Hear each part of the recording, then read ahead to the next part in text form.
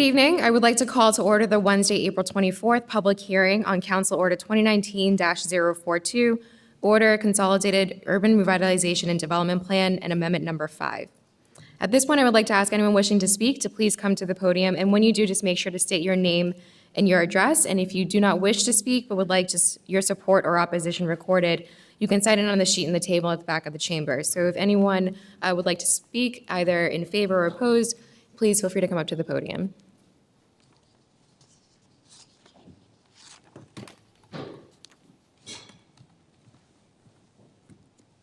My name is Greg Garza. I live at 18 Cliveden Street in Cliveden Place. I just want to say that I have been in several situations in various houses where we have had contracts with developers who have promised to develop such and such. And in neither of those situations has that actually happened. Something always came up that allowed somebody to wiggle out of their promises. The only thing I want to say here is I don't have any problem with the Fox Rock development, but I don't want it to proceed until there is an agreement for both the hotel and the affordable housing. Okay, thank you. I just want to also just clarify that tonight's meeting is with respect to the URDP, which is the district, and tonight's meeting is about an amendment to the document for that district. No, please, I appreciate it. We're actually going to be resuming that conversation. We already had one meeting on it, and we're going to have a second one this Monday evening. And I believe we have a public hearing scheduled this Monday for that specific topic. Okay, so I'm sorry, take up your time. No, I appreciate you coming by tonight, and if you can make it by on Monday, that would be great as well. Thank you. So anyone wishing to speak on the item before us this evening, again, with respect to the Urban Revitalization District and the amendment to that document? Good evening, John Rutherford, 62 Grand Wall Road. I just want to say that I actually am in favor of this amendment because it's kind of like we've built half of Fenway Park and it's time to build the other half. So we basically need to finish the project and we basically need to make sure that we treat the investors who do want to come to Quincy like it's a place that they can invest and they can flourish. Because the downtown right now, half of it is looking really good, but the other half on the other side of Walter Hannon Parkway, it needs some help. So the little steps, the pieces are all getting put together. Councilor Kroll, the Jersey Mike's is coming to 479 Washington Street. I was so excited because it was like, if we build it, they will come. So we built some nice commercial space and we have a real commercial vendor coming to Quincy. So we need to build more spaces up Quincy Center so we can maybe get Whole Foods or we can get Trader Joe's or we can get someone good coming here. But this is a good step. So I am in favor of amendment number 5. And like I was telling these people, I'm also, to save myself some time, I'm also in favor of amendment number 6, which will be coming in the near future. Thank you. Thank you, John. Anyone else wishing to speak? Good evening. My name is Neil Kiley. I own the Fat Cat Restaurant at 24 Chestnut Street. We're currently in the process of moving to 1495. I'm curious as to the timeline of the eminent domain. I signed a 3-year lease with Fox Rocks Properties, and I have no idea when this building will be taken by eminent domain. I'm just curious as to what the timeline is. If anyone could tell me, I'd really appreciate it. Thank you. Anyone else wishing to speak?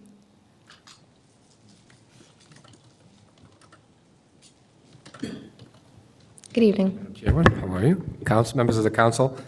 Tim Cahill, 51 Grenwald Road, and also here to speak with 2 other hats, the president of the Quincy Chamber of Commerce and also a member of the Citizens Advisory Committee for the Urban Revitalization District. On behalf of the other members of our group, Chairwoman Marilyn Manning, myself, Michael Bellotti, president of Quincy College, Kerry Delaney, business owner Robert Sarasoli, along with the support of Rob Stevens and Jim Fatsis, we feel very strongly in favor of the amendment. You all have a handout, I think, in front of you at your desk about sort of the meeting and the history of the meeting. I'll just read one paragraph. on the second page that states, "We believe that Amendment 5 advances the goals and objectives for the revitalization of Quincy Center through the completion of the new public roadway network to be constructed in both the Hancock and the Ross lots, unlocking new private development opportunities. The identification of the additional acquisition parcels will continue to allow the city to advance revitalization actions that include the siting of new parking garage and the beginning of the dialogue, to begin the dialogue with property owners along Hancock Street about reinvesting in their properties." That last sentence, I think, is crucial. This is the beginning, even though we support the amendment and ask you to support the amendment as well, because that will initiate, and in some cases, force dialogue between the owners of the property, people who are wishing to buy the property, and the citizens, representatives of city government, to make sure, as a previous speaker said, that the revitalization efforts of Quincy Square continue. Now, as the president of the chamber, it's unusual for me to speak. In fact, it's very rare for anyone in my position to speak on behalf of potentially government taking private property. But I think in this case, the incentive is needed because, as the previous speaker said, we are moving forward. I see it every day when I walk down the street to my new headquarters in Quincy Center, how vastly different and improving Quincy Center is becoming, but there are still some roadblocks in the way. If business owners who would be impacted by this amendment show good faith and effort to fix up, renovate their properties, and invest in Quincy Center, I don't think that this council would have any action with them. It's for those who are sitting on vacant property or sitting on empty property and not putting any type of reinvestment in that property whatsoever. So in regards to Mr. Kiley's comments, I'm sure that there will be a time and there will be plenty of advance notice. The time is not set. This is just the first step to initiate the process. For those of us who both have been in government and those of us outside of government, we know nothing ever moves very quickly. Sometimes not quick enough, for some too quick, but there's been plenty of notification about what's happening in downtown, and we just want to get all of the business owners on board. I've witnessed over the last 3 or 4 months a very, very attractive renovation of a building at 1458 Hancock Street, which is between Albers and Fuji. Small building, commercial space. It's now being leased out. All of the storefronts are being fixed. That building might have been included in this if the owner had not invested significant money and fixed up not only the facade, but the inside and all of the storefronts, and that's what we're asking for. And I think in this case, the Quincy Chamber of Commerce will work hand in hand with the Quincy City Council and the mayor's office to make sure that what we all envision Quincy Center to be becomes a reality, both for the big developers, but more importantly for me, the smaller landowners. We want to support them, but only if we're all working in the same direction. And that's what this amendment does, is force us to all work in the same direction, but nobody's giving up any of their rights. They still own property, and if property is taken, they will be compensated fairly for that property. But my job is to make sure that none of that ever happens, that we get to the redevelopment without taking, but by working together. And my commitment is that we'll do that for both the folks who own the property here in the square as well as the city council, so nobody will be put in an uncomfortable situation going forward. But we enthusiastically support this because we believe that it's necessary and important to continue to move forward so that the redevelopment of Quincy Center takes place, because that redevelopment impacts positively, I believe, the entire city. Thank you very much for your time, and good luck as we move forward on this. Thank you. Thank you. Good evening. Hello. I'm Marilyn Manning, 230 Willard Street, and Chairman of the Citizens Advisory Committee. You have a letter from us in approval of this amendment. I have to tell you that we are 100% in agreement in approving this particular amendment. In deference to time, not wasting yours or mine, and repeating what Tim has to say, I concur with his comments. On a personal basis, I would like to say I have been part of the Citizens Committee for almost more years than some of you have been alive. And for me, this is especially important because I finally see the light at the end of the tunnel that's going to bring Quincy, not as a town, but as a city, into the 21st century. Thank you. Thank you. Okay, anyone else wishing to speak?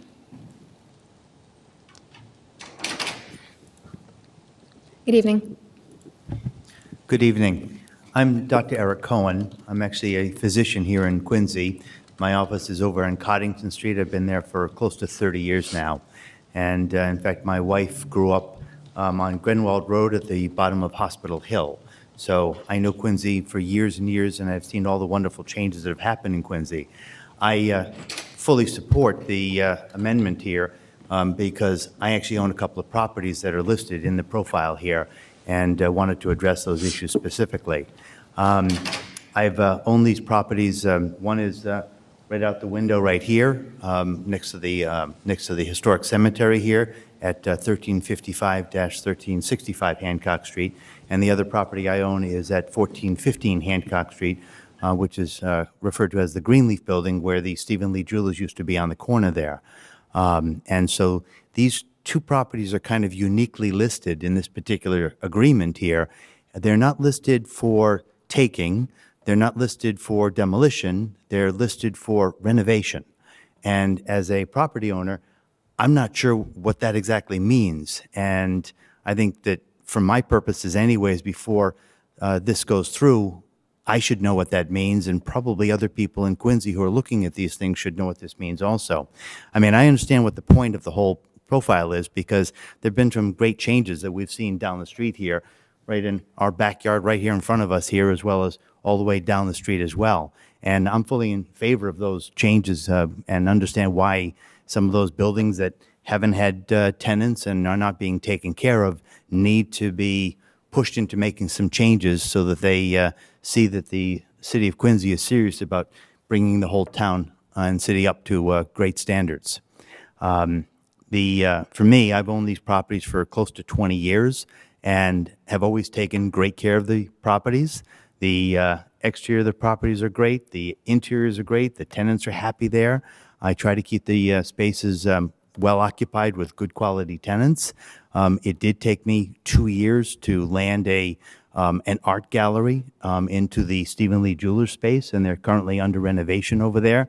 And they're putting a great investment into fixing that up. I think it's going to be a wonderful opportunity, and it's going to, as I said, be an art gallery on the corner there, which for me I thought was a much better option than many of the other people who came by and made me proposals, and I said, no, not happening. And I said to one of them, I said, if the city of Quincy knew that you and I were talking, they would not be happy if we move forward on this deal. And I won't even mention who they are, but I turned them down because I knew that this was not the right thing for the city of Quincy. I guess for me, I'd like to know exactly what it means to be on that list to be renovating your building when I'm not sure the buildings all need all that much work done to begin with. I mean, you drive by, you see these beautiful buildings. So unless there's something special that somebody wants to clarify in detail there, I would say take them off the list and let me take good care of my properties. Thank you. Okay. Anyone else wishing to speak tonight? Okay, again, if you don't want to speak but would like your support or opposition recorded, there are forms in the back where you can sign in, okay? So at this point, we will close the public portion of the meeting at 6:46 PM.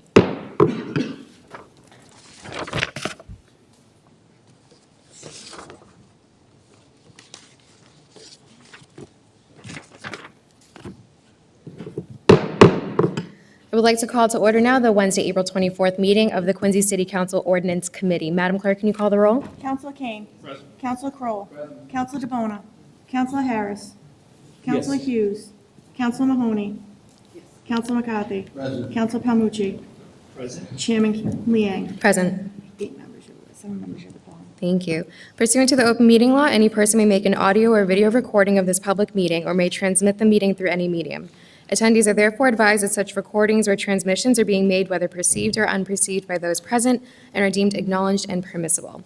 And the matter before us this evening is Council Order 2019-042, Order Consolidated Urban Revitalization and Development Plan Amendment Number 5. Just some important dates I want folks to be aware of. The public notice was advertised for this item in the Patriot Ledger on March 12th. The public hearing was advertised on April 4th, and the public hearing is being held this evening. which we just did, and now we're going to be having the committee meeting. And we also have another committee meeting scheduled for next Wednesday as well to continue this conversation.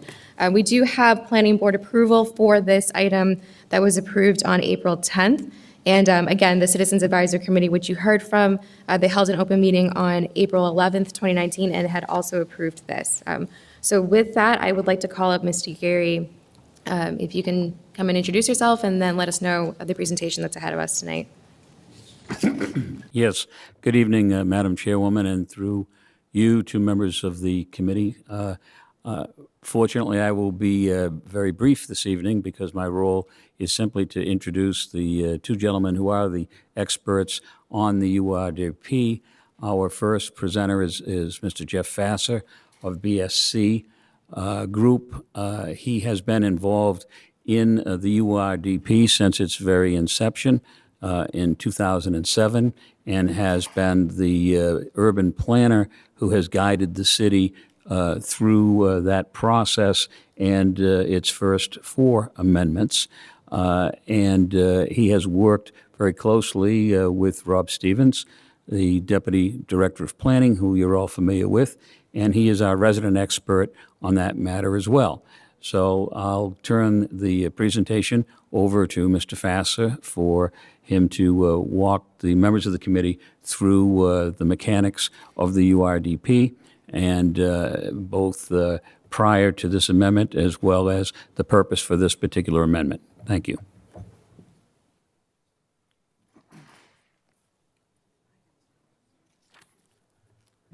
Thank you, Bill, and committee members. It's always a pleasure to appear before you because usually when I'm here, it's because we're talking about taking the next step in advancing the redevelopment of downtown Quincy. And that's one of the reasons why we're here tonight talking about this amendment. There is a presentation that'll be shown up there, and if I get the buttons right, there we go.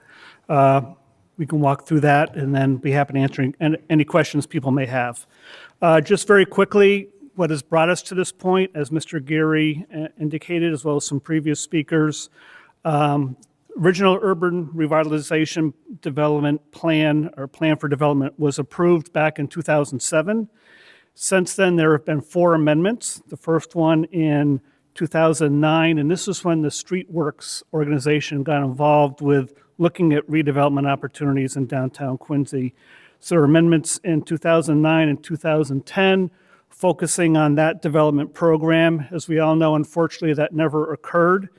At that point, the city engaged another consultant, Redgate, who looked at the current economic conditions in 2015 to help revise the plan if necessary to reflect current market demands and conditions and help stimulate the current redevelopment of downtown Quincy. There was another amendment in 2016 which dealt with the old Quincy Center T Station, and the boundary was expanded to include that area. It was not included in the original plan. And then in 2016, there was Amendment 4, and that really focused on actions that were necessary to undertake the redevelopment of the Hancock Lot area, which is, as we all can see, a lot of activity and construction going on there now. And we're here tonight to talk about Amendment number 5. So amendments are not new to the city and to this program, and they're really, as I've said before, happen at times to help advance the redevelopment program for downtown. The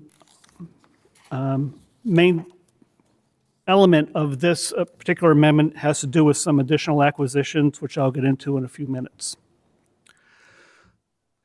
As I said, this was the Downtown Quincy Urban Revitalization and Development Plan was developed under the state's Urban Renewal Program, which is called Chapter 1, appears under Chapter 121B.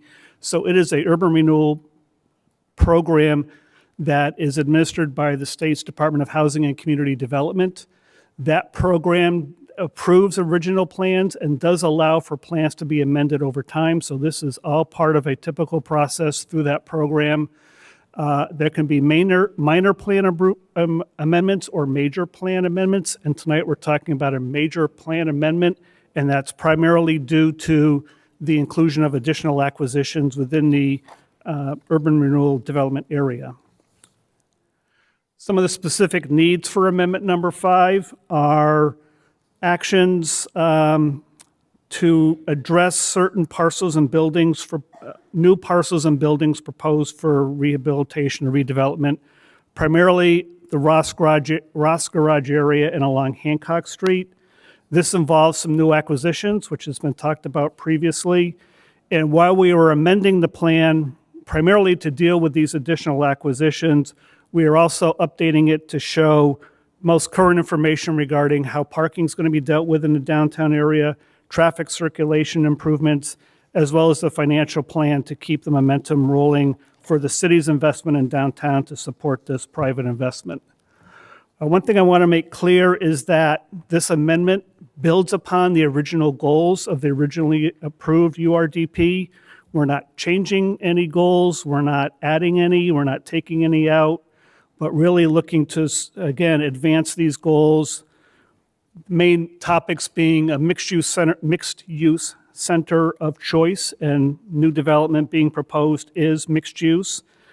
A place of celebration and community. There's a balance of private development as well as new public spaces to really celebrate the history and culture of downtown Quincy. A place of sustainable development and enterprise. This is all about supporting investment, property owners, private development, and a multimodal destination, certainly taking advantage of the Quincy Center T Station as a multimodal means of getting in and out of Quincy. And the information on the bottom of this slide really talks about what the purpose of the urban renewal program is, and that allows communities to take a strategic approach to addressing those properties that may be underutilized or don't support the overall vision of the community, and really to step in where private investment has not been able to make those properties perform to their, up to their potential. Very briefly, this is what was called the concept plan that was in the previous amendment. And just to orient people quickly, on the bottom of the map, there's an arching white line, that's Bergen Parkway. To the left, lower left, is the Quincy Center T Station, City Hall area. To the right is Mayor Hannon Parkway, Revere Road. And then up top is kind of where the point of the boundary is the courthouse.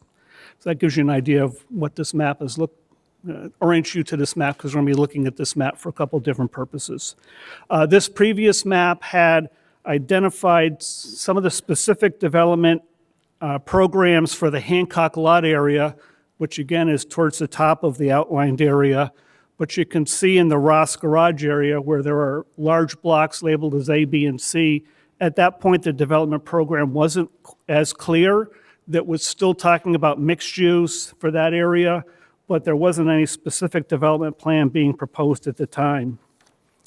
What has happened since then is that there has been a developer that's come forward with a specific development program for that site that's going to occur primarily on parcels that are labeled A, B, and C. To help support that, there are some additional acquisitions proposed for that area, primarily to help with the construction of a public parking garage that will support that development as well as future development in the Ross Garage area. And this is something we have anticipated all along. We knew there was going to be a need for parking in that area. Structured parking is the preferred way to go because it provides, more condensed parking accommodation on a smaller footprint, leaving other footprints open for redevelopment. And also, as part of this amendment, we are looking at some of the properties along Hancock Street for the potential action of acquisition and redevelopment. But as been talked about earlier, it's the city's goal, as well as many people's goal, to facilitate the redevelopment and improvement of properties by private means. The city will only step in if it's necessary because those private actions are not resulting in what the community wants to see in their vision for the downtown area. So again, one of the major focuses of this amendment are the additional acquisitions. So what this plan here shows are in pink, those parcels that were identified for potential acquisition in the previous plan and amendments to that plan. Some of those pink parcels have been acquired, some have not. In addition, we're proposing the parcels shown in green as acquisition parcels. So that is the major reason for this amendment, is to show the need to acquire those parcels, again, to advance the redevelopment vision for downtown. So as you can see, there's one additional one in the Ross Garage area along Parking Way. It's a green parcel there, just below the pink, a rectangular pink parcel. There are a parcel, as the doctor mentioned earlier, next to the cemetery here, right outside this building. That's that standalone green parcel. There are a strip of parcels along Hancock Street being proposed for potential acquisition.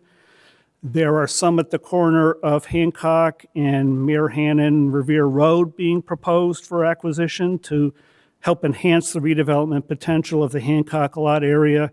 And then there's one parcel far to the right on Hancock Street. It was a building that was damaged by fire, and that's sat vacant since that time, so that's been identified also.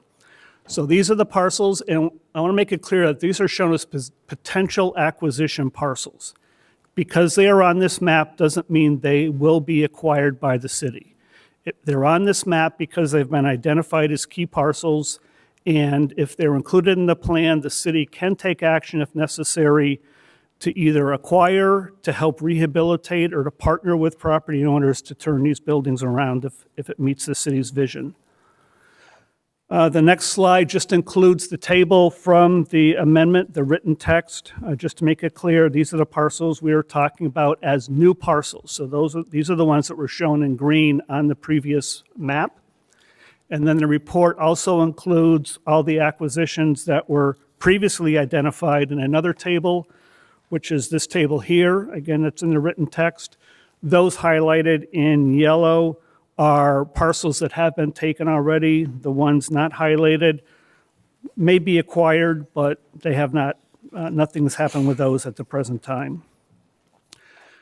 As I mentioned, this plan was developed under the state's urban renewal program, and that program states that under their regulations, if you identify a parcel for taking, you must indicate how the community proposes that parcel be redeveloped.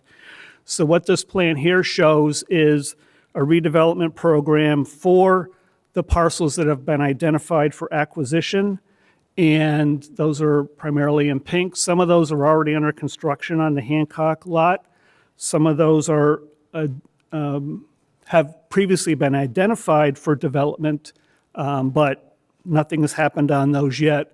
And one of those parcels is being expanded, and that's why we're including acquisitions at the intersection of Hancock Street and Mayor Hannon Parkway, so that one of those parcels becomes a much larger parcel.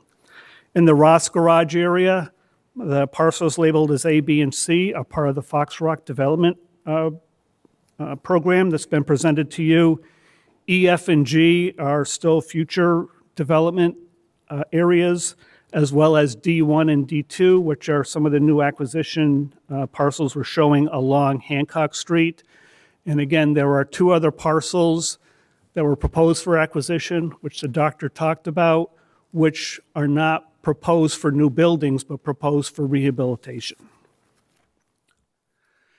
As was mentioned earlier, all of this proposed development fits within the original goals of the urban renewal plan, and that is a redevelopment program that encourages mixed use, which is a variety of uses within the same building on the same parcel, residential use, retail use, commercial or office use, hospitality, as well as new public open space.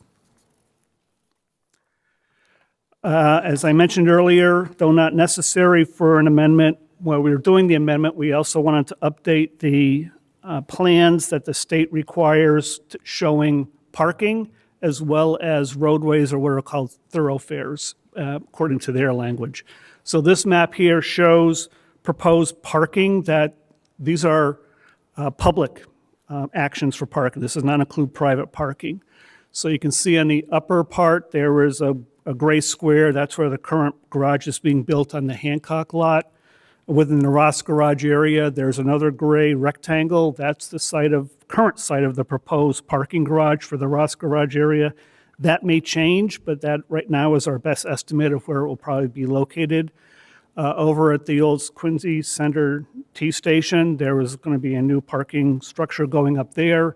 And then there is a hatched area along Mayor Hannon Parkway. That's being shown as interim parking, so as construction is taking place, parking can occur there that may be displaced from other parcels during construction and before new parking structures are built.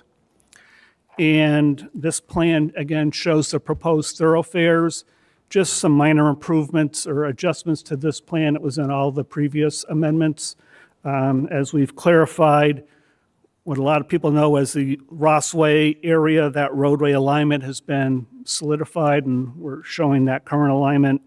The Fox Rock is showing some additional acquisition through their parcel, or maybe their development in their parcel.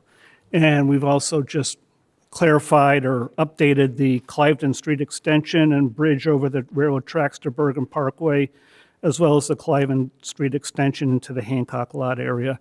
So these are relatively minor adjustments. If you didn't have one plan next to the next, you probably wouldn't even notice the differences because it's fairly consistent with what's been shown before. As I mentioned earlier, a lot of these actions focus on the Ross Garage area. This isometric here, which was produced by the Fox Rock Development people, shows in color their proposed development in that area there. And obviously we'll be looking to take some actions regarding that area as well as some of the surrounding parcels that now that new investments going into that area, we want to make sure things surrounding it support the city's vision for that area. So where we are in the process, as was mentioned earlier, this amendment has been approved by the planning board, which is required by the state. It's been approved by the Citizens Advisory Committee. Right now, we're before you for your questions and hopefully approval of this amendment.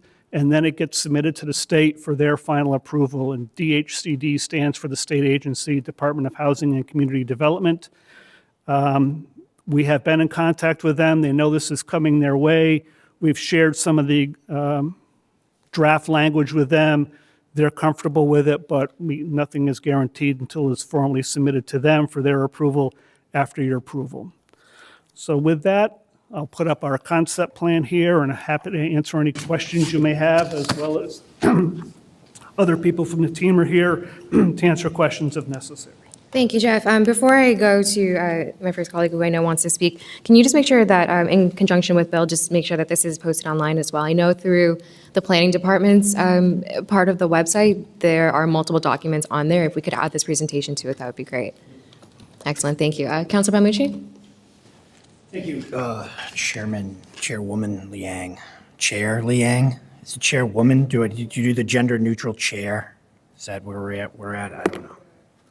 Speaking of chairs, where is Councilor DeBona's chair? Have we just erased him from, there's no nameplate over there? There's like no computer? I'm just very confused. Not complaining, just confused. Okay. So thank you for the presentation. I have a couple questions that they're not even for you, but I just want to make a couple comments at the outset.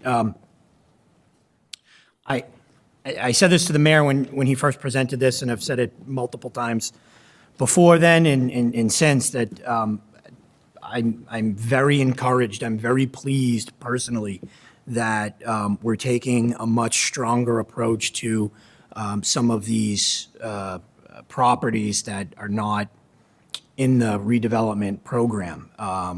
It's long overdue, in my opinion. I'm glad that we're doing it, and I'll certainly support the addition of more properties as reflected in this amended URDP for potentially takings. Essentially, what we've been saying for years, and now we're putting into the document, is that folks need to, these property owners need to get on board or get out of the way. That's really what it comes down to. The city, the state, and the federal government have made an investment of over $200 million on infrastructure and improvements to capitalize on and unlock the potential of Quincy Center. And that money's wasted if we let properties remain as burnt out, boarded up blights. We're not going to achieve that vision that we all agree upon is the end goal. You have private investment of well over $100 million at this point. A vibrant Quincy Center can be the economic engine that drives the city forward. And we're realizing that vision. We're on the cusp of executing on that vision with some of the opportunities that are before us. But these blighted properties continue to be an impediment to progress. They continue to be an impediment to the progress that we're making on the downtown. And they need to be removed from the equation. Or more accurately, the property owners need to be removed from the properties.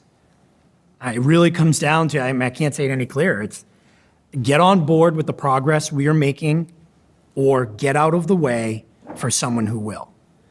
And I had an oversight committee meeting, I don't know, 6 months ago, 8 months ago, something like that, within the last year, where in which I invited all of the entire strip along Hancock Street. I forget what the resolution was, but something to the effect of, we want to make sure everyone's on the same page, and we want I think it was requesting the administration to look at adding more properties to be taken by eminent domain, specifically ones that are currently blighted.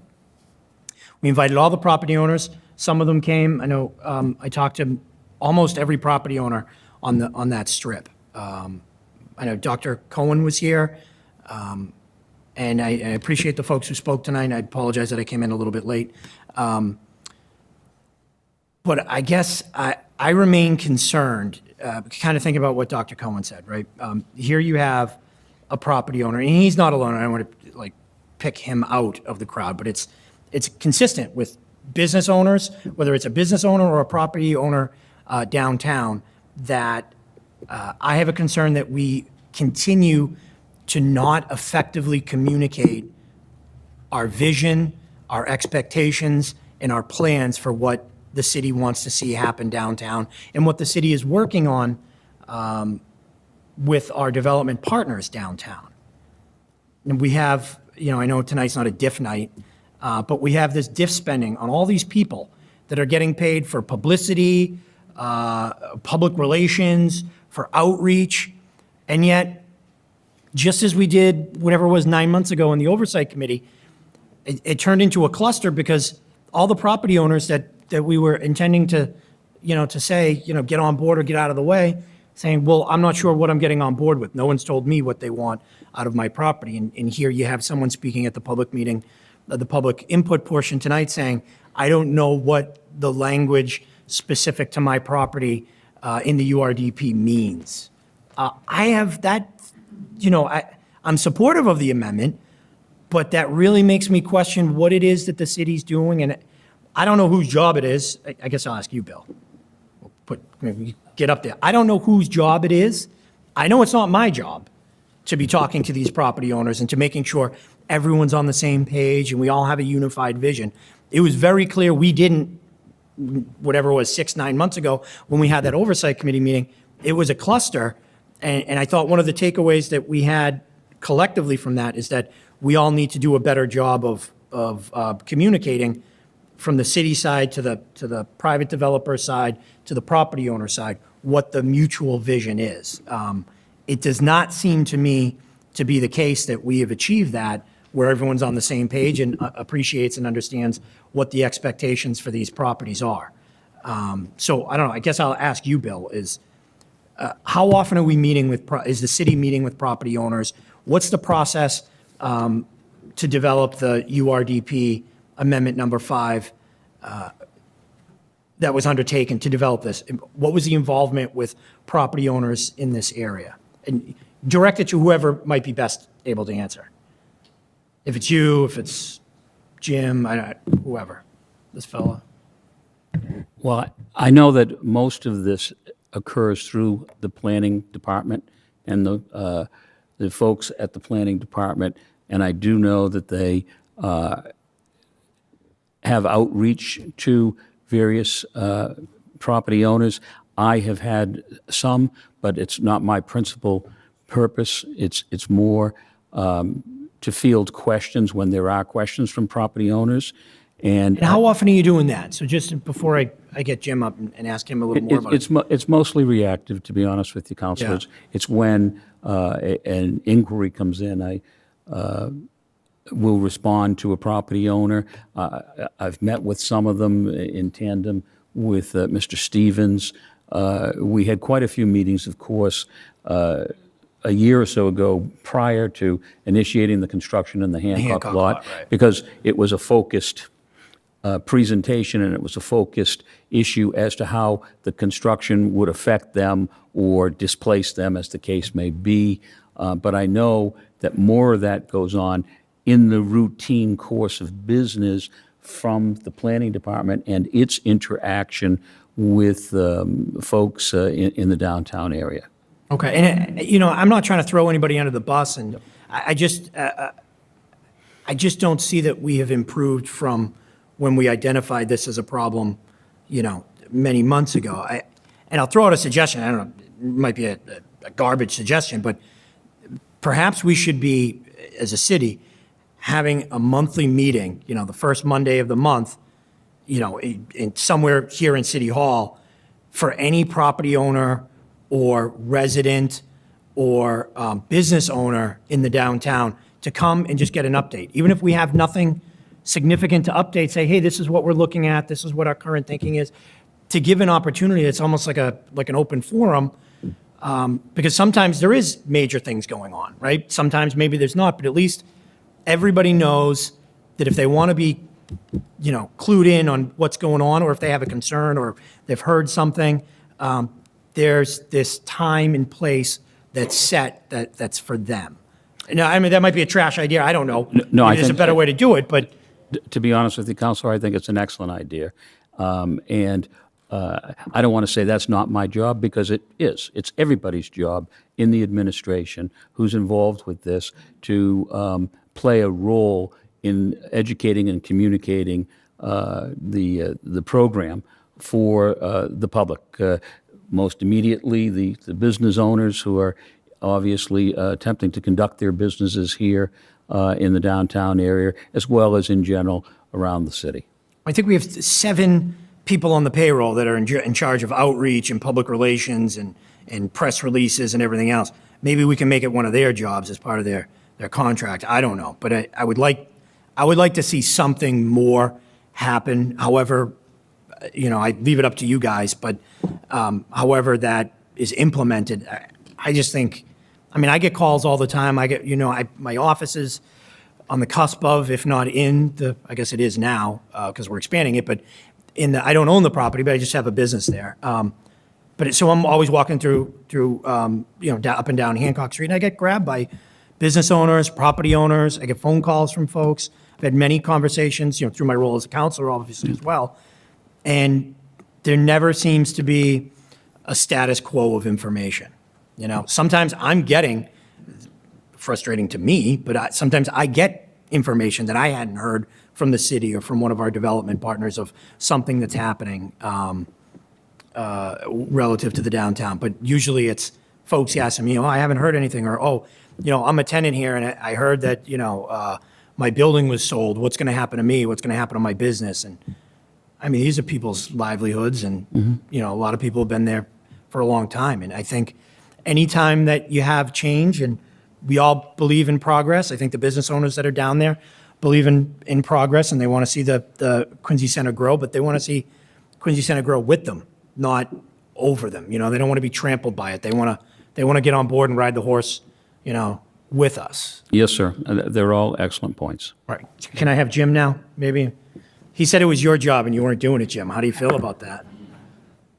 No, can you just talk a little bit about how often are you meeting with business owners? What was the process with local stakeholders, business owners, tenants, whoever, in developing the URDP 5. All right, well, through you to the council, there have been numerous meetings with the stakeholders. It's a little harder sometimes with the business owners who are tenants of those properties. That is a very, it's complicated. Obviously, if someone is in the middle of a transaction perhaps, and some of these buildings that have been identified have been in intense negotiations with folks that have come forward and asked them to participate in a negotiation. Generally, in planning, there's a great deal of assemblage. As you can see, it's hard to build on one site. It'd be nice if you can get a few more sites, which will help with the economy of scale. There are very few businesses that I can think of that we haven't reached 10 times, okay, and at minimum. And we also have to be careful to suggest that someone can interrupt their business and come to a weekly, monthly meeting unless there's a willingness or a want to do this. Part of this process is to, in fact, illuminate properties that we feel have a higher potential. We've done so in prior URDPs, and now we've reached the point where, for the sake of argument, people are understanding we are going to proceed and, in fact, identify properties that no one owns a property in Quincy Center that doesn't know what we're trying to do as a whole. There are some that are absolutely, more interested in being acquired or more interested in redeveloping their own property. Dr. Cohen made a great point. He's doing a good job on his properties. I would agree with him. His properties are a little different than some of the other properties in the sense that not only are they historic buildings, but he has maintained them and he has done a great job in doing so. I think to identify his properties is part of the general scale of what goes on in a URDP. There are many properties that have been identified in the past that we haven't touched and we don't intend to touch, and they have gotten into a program, either themselves or with partners, to bring it to the next step. We are not in a position to say, well, we want it done by Thursday, being somewhat facetious, but there is a great deal of exchange of information back and forth. I would say that many of the property owners have come to planning. They've been invited at every public meeting that we've had to please come to planning if there are any questions, and many have taken advantage of that. Some have not. There are some folks that we have only been able to continue to send letters, registered letters, correspondence to, that we get no response whatsoever. We try phone numbers, we try to reach out to everybody, because to your point, these are livelihoods, these in many cases, these are buildings, these are investments, this is the family's portfolio, this is their asset base. Some are they find it difficult that the state and the federal government and the city have decided that this area is blighted and that this action actually can occur. And why would you know? If no one's ever reached out to you and said, we are interested in taking these properties as part of a larger plan, which will help the entirety of the area, and the hundreds and millions of dollars of both private and state monies and city monies have been spent to bring the boats to rise together. If there is anybody at home watching, if there's anybody in the room that's watching that would like to have additional time with the planning department, I believe every one of them that wants to be reached has been reached. And it's hard because, again, the city, until it identifies a property as a potential, if you will, acquisition parcel, they're kind of waiting until to see, well, is it actually going to proceed? And will my property, in fact, be one of these properties that is going to be identified? Which is no different than the very first time that we did this. There were some properties, of course, that have been identified, that have chosen or reached out to other folks and come to some level of an arrangement or a deal or whatever you want to call it to maximize the potential on the site.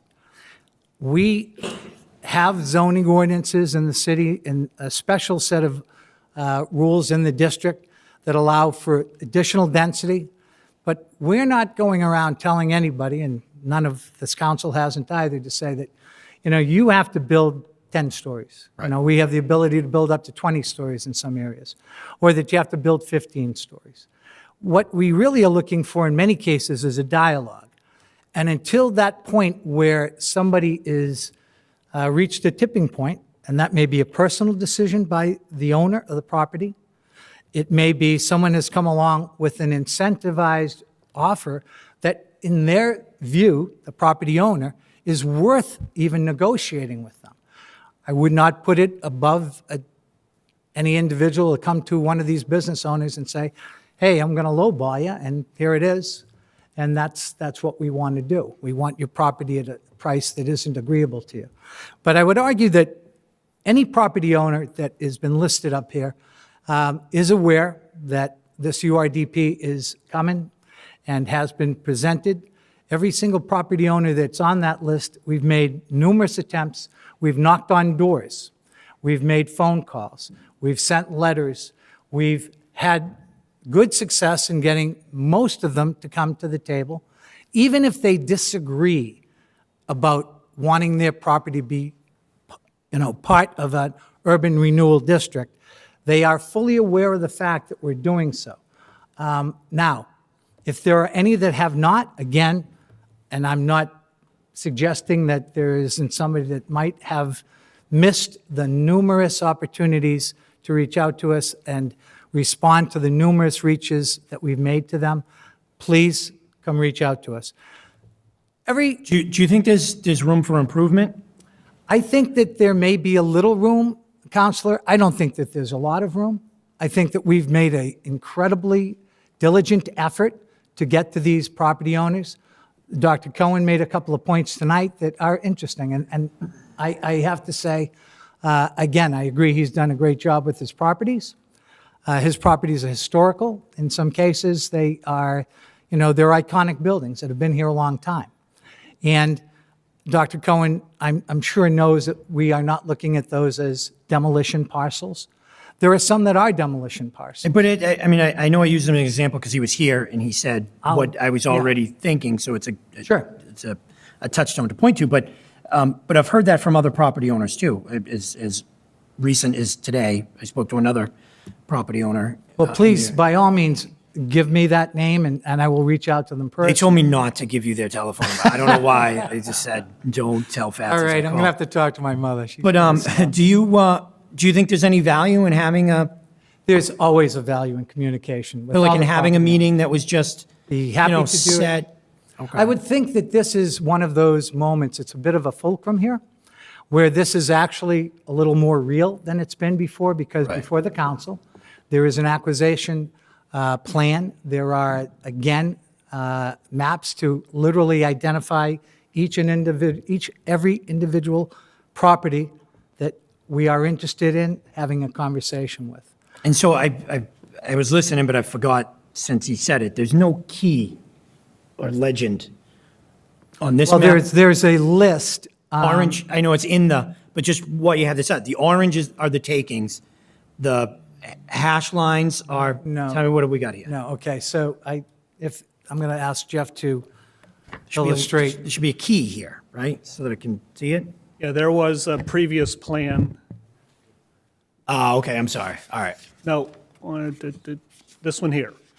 So that had, the green are the proposed new acquisitions. The pink are the ones that were identified for acquisition in previous amendments. And there's the legend down the bottom describing what the different colors mean. All right, and so that legend carries over to, I was looking specifically at the last page, but so that legend carries over to the last page. The last page is more, it's this one here, which shows, No, that's not my last page. oh, okay. Counselor, are you speaking of the list? That one, no, maybe not that one. This one here. Yeah, that one. There's no legend on that one, so that's why I was asking. It's the same as this other one, we just tried to, Clear as mud. So what, I'm sorry, not that one. so you're just saying that those are existing buildings? That's what the hash mark means in every one of these? The hash mark means existing buildings, correct? Okay, all right, fair enough. So now, going back to you, Jim, and I'm almost done, but your premise in most of what you said, you initially said it's harder with the tenants, and then when you were talking about we've contacted everybody, we've had conversations with everybody, you were referring to property owners, so now I just want to drill down on that a little bit more. So now talk to me about the tenant perspective. So I feel like I got the owner perspective in your opinion. Now give me the tenant perspective. What's the outreach? What's the communication level? What's going on there? Well, when we are looking at these buildings and the manner in which if you will, acquisitions would take place, we are not privy to the owner's lease arrangements with their tenants unless they make us aware of them. As we all know, if there is an acquisition made, the tenants would need to be relocated and compensated to actually move from that site. I'm not suggesting that there's a property owner that's out there holding the cards tight because they don't want to lose a tenant, or that in many cases, they're unclear themselves, because as you heard tonight, these buildings may not all be taken. I would be very comfortable saying many of these buildings are not going to be acquired by the city of Quincy. And I've said that to the people that I've communicated with. I said, I don't speak for the council, but I can speak for my vote as long as I'm on the council. And there are properties that I wouldn't support taking that are listed in this, but there are properties that I cannot wait to take. I mean, the burnt out building, I cannot wait until there is a proposal before us to take that building. I mean, it's a disgrace, really. And then, the other building there with the one that's vacant is homeless people living on the second floor next to the Iron Furnace building across from Alba. And I've talked to that property owner who says, we have a plan to develop it. And I said, great, we'll meet with the planning department. And it's been like 6-9 months. Haven't seen that guy around the city at all, that property owner. I mean, we're at that point. You called it a focal point. And We're I at think that that's point. an important point to make, that in proposing in URDP number 5 that there are additional possible acquisition, we don't put possible up there, we say acquisition parcels. And I am sure that the dialogue will intensify, having come up with a fully thought-out plan that you have before the council tonight, and that will indicate that, in fact, these properties are of interest to the city and our interest to, to continue the downtown redevelopment. Again, I would be very surprised if any of these owners are unaware of this transaction or this plan as we go forward. And I agree with that. And I certainly didn't mean, in conclusion, I certainly didn't mean to suggest that there's a property owner out there who's like, wait a minute, the city's revitalizing the center? Or my property's listed in the, no, I know that. I guess it's more on the, almost like a day-to-day type. Like, okay, well, I wasn't aware, I'm a property owner, I wasn't aware that, the Fox Rock LDA was before the council, and, maybe I don't understand what that actually means or what would happen, and, so that's where I think there can be an increased communication. I certainly don't think that, we've ignored people as a city, that, there are property owners who just, everyone's has an understanding that we're working on things. Everybody that is in this district receives Mr. Russo's weekly report talking about what's transpired in the city. There's usually a couple of photographs that say this is the progress that's going on, and say the Hancock lot as far as the garage is coming up, or the Nova Residences is coming up. It's a way to, even for people that are not living in Quincy, don't drive here, because we can't assume all the property owners live here or drive here. Some of them are from out of state, we know that. We Maybe they reach out- can't afford to live here and they can't drive here because of all the traffic, but, Well, that's one man's thought. all right, I'll let you go on that one. Thank right. you. What? Thank you, Chairwoman. Thank you, Counselor. Counselor McCarthy? Councilor Palmucci, you were positive all the way up until the end. Yeah. You couldn't resist. No, Good evening, Jim. First, let me echo the councilor's comments in regards to those properties. I think everybody up here would love to see the burnt-out building be the first place that gets acquired and gets repaired and renovated or developed. But just want to go back a little bit. A few years ago, I got the privilege to sit on the Citizens Action Committee, Advisory Committee, excuse me, being a resident here on Whitney Road, right next to the downtown. And I know your door was always open, even when we didn't have meetings scheduled, to just talk about how you meticulously went through. I think I came in about probably Amendment 3 or 4 and got involved, but how you went through the whole process with me. And I kind of had a leg up when I came on the council last year in regards to the downtown. And I want to thank you for that time you gave me. I know there's folks in the audience here that either own or manage property, Jim, and as Councilor Palmucci said, the outreach program, but I think it's a two-way street. If I owned a piece of property here and the only thing that comes out of folks' mouths is they're revitalizing the downtown, I'd be in your office before you came to find me to find out what was going on.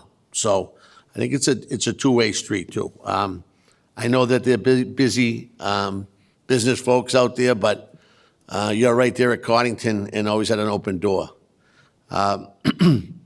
The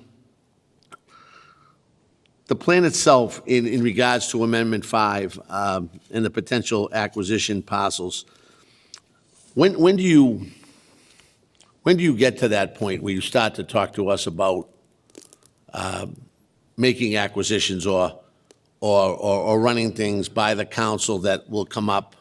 I mean, when do you foresee that? Is that months down the road, years down the road, in regards to everything, all these moving parts?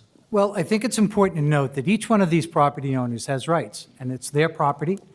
And until they are notified, in fact, and an amendment of the URDP identifies their property as a potential taking property, there's a couple of things that go on there. They may say, well, I'm not interested until I know that this is more than a real possibility.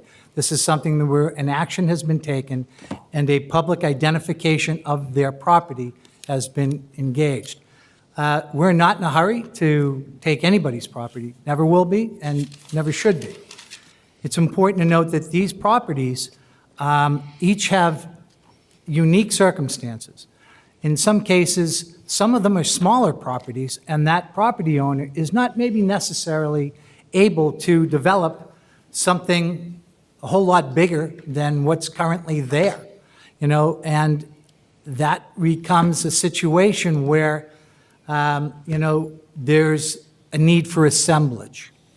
And we allow the normal market to take its role here, where there are many property owners that have been contacted by any number of potential purchasers of that property. We can't say, this is a good guy, this is a bad guy. We don't do that. We just sit back and we hope that the process is a little bit more organic, and that when somebody, my hope, and I think the hope of the council and the hope of the mayor's office is, as we identify these properties and we continue to say in a public forum, these are important properties, there are hundreds of millions of dollars being spent around you, we would like you to seriously consider, either redeveloping, and that means they can get together a number of property owners, which has happened, get together and say, we'll pool our resources and we'll build something. That takes some time. There are others that, they have offers sitting on the table. We have others that have problems with their property. There, may be, in some cases, environmental issues with the buildings themselves. And maybe they're a little hesitant to address those issues until such time that they either dispose of the property or they have a deal in place to do so. There's no exact timetable that any one of the properties that have been identified is going to, be forced to make a decision. But there is going to be a time after we've exhausted and they've been duly notified, which is what this process is saying, that we really want to see something different happen at that property. And even at that point, there may be a property owner or a number of property owners that say, well, that's not good enough. Take it. Take the property if you must.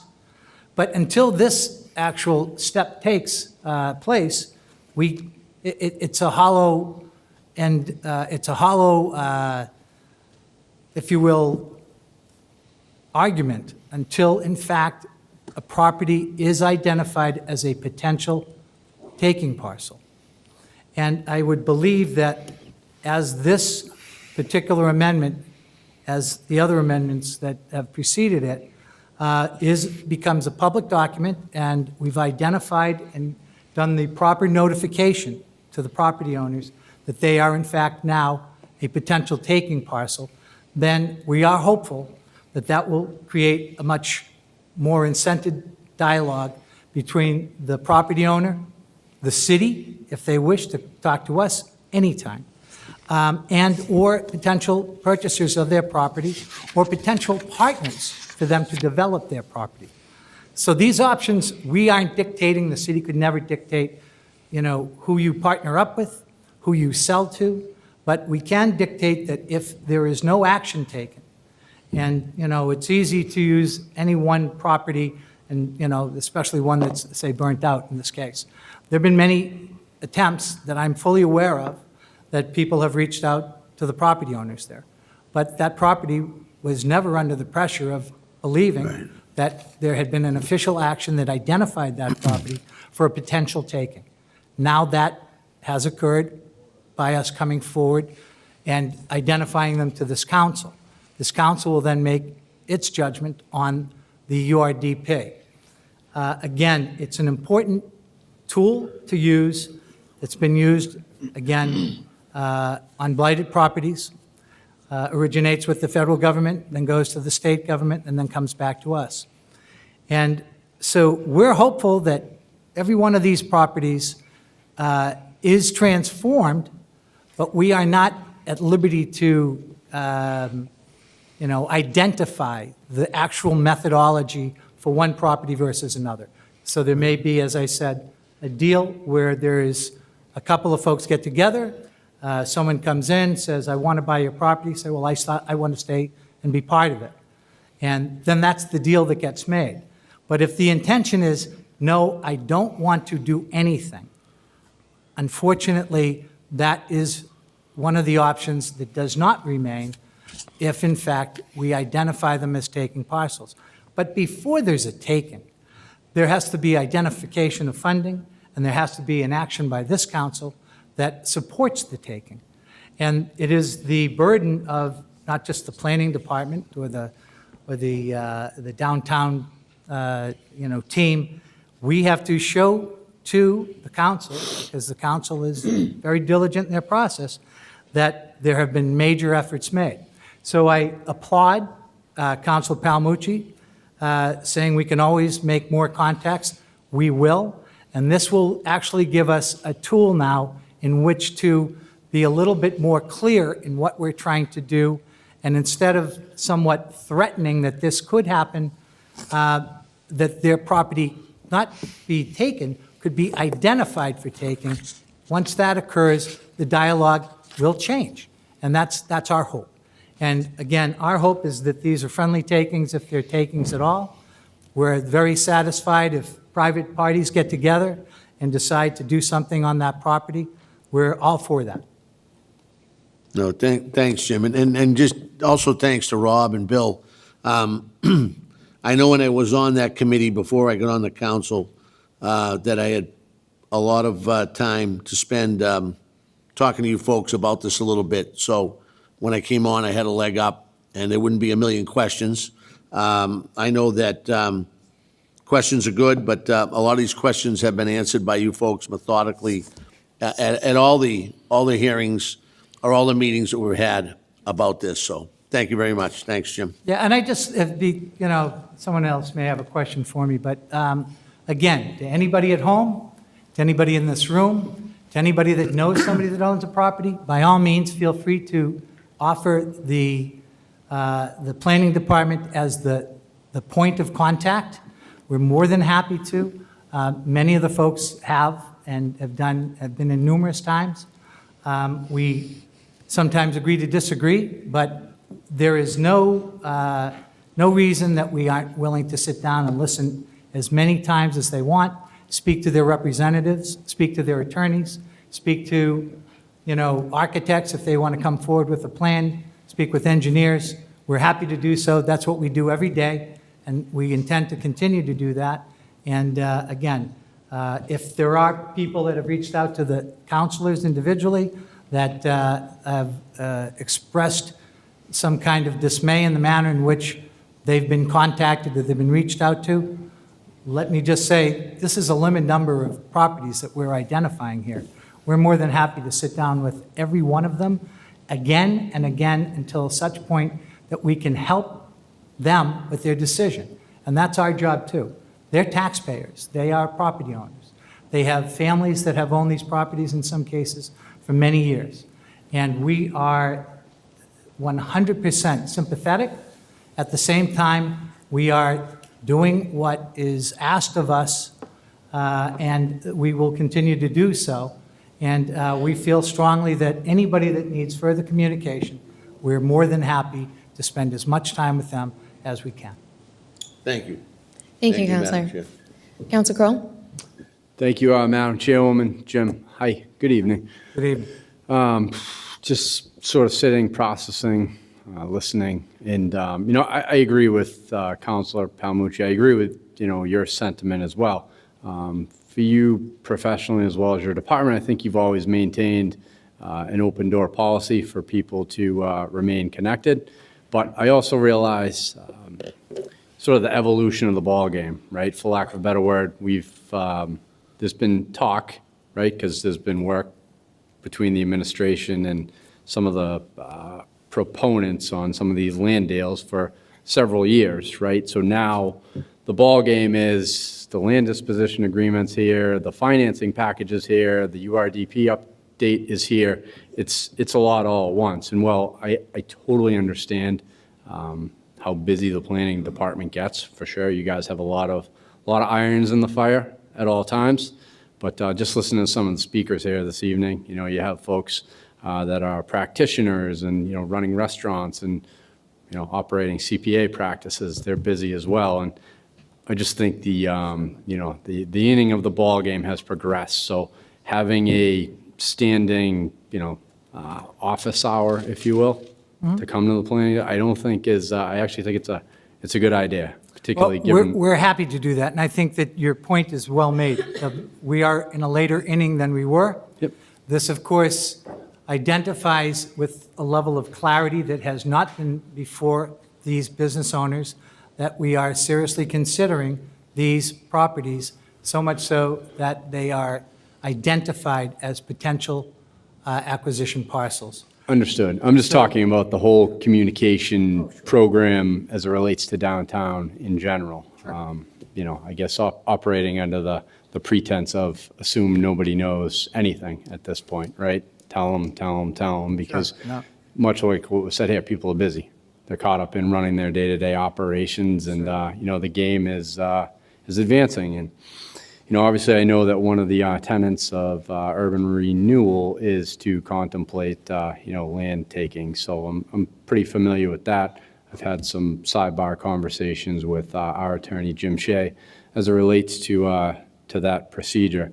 What I'm interested in, and hearing testimony, particularly from President Cahill from the Chamber, in his willingness to want to work with some of these listed properties to sort of figure it out, if you will.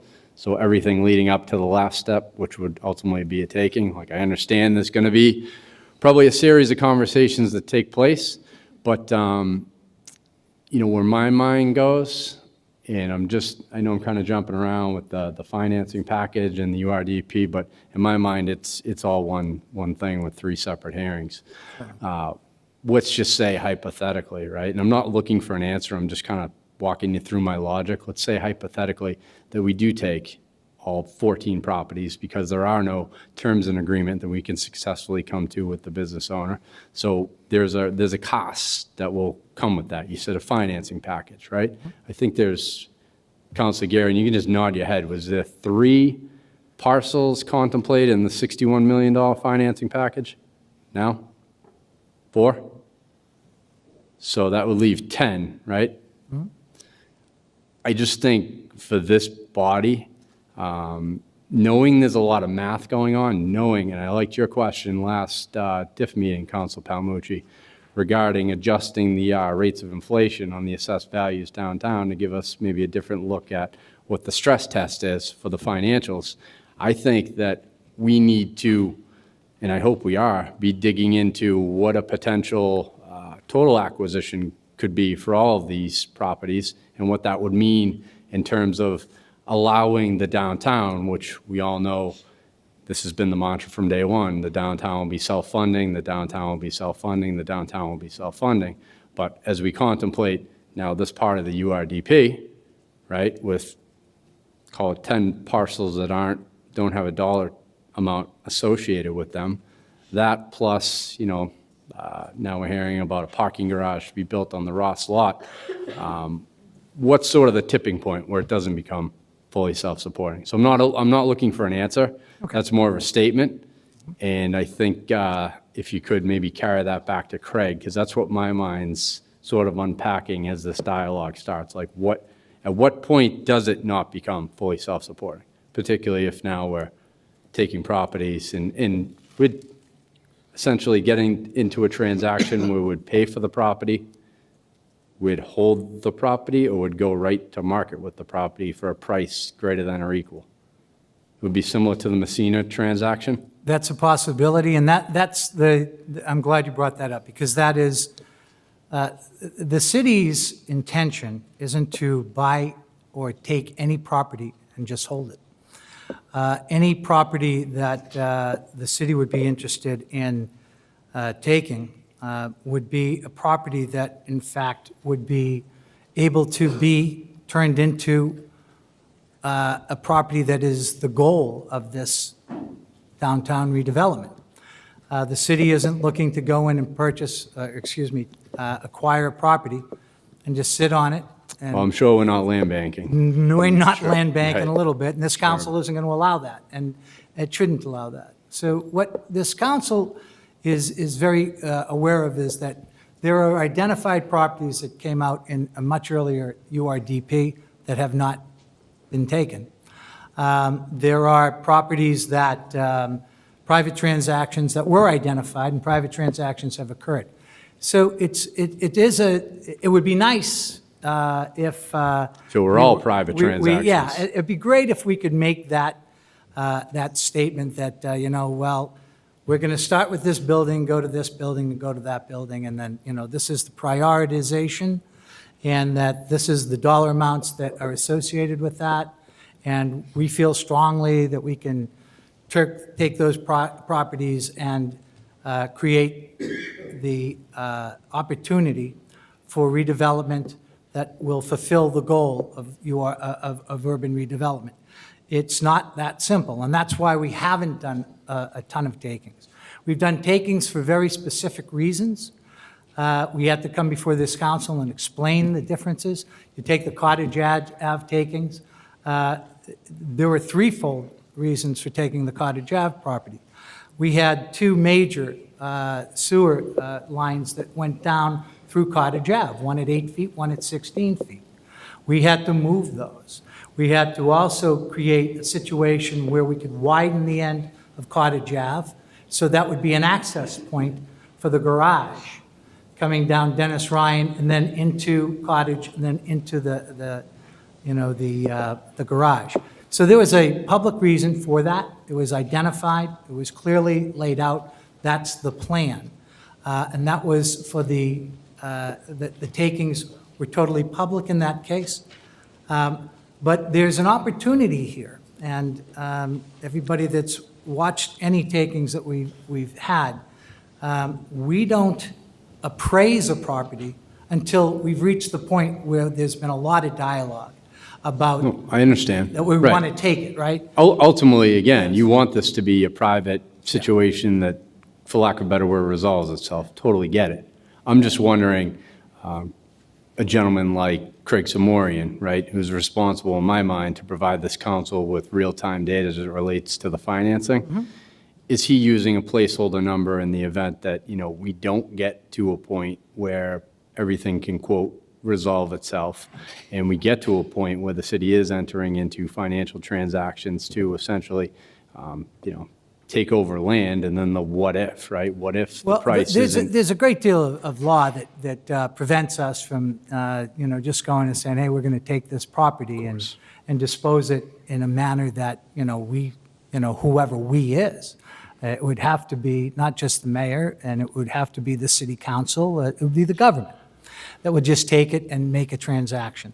So each and every transaction is unique. Each and every transaction will require a great deal of individual focus.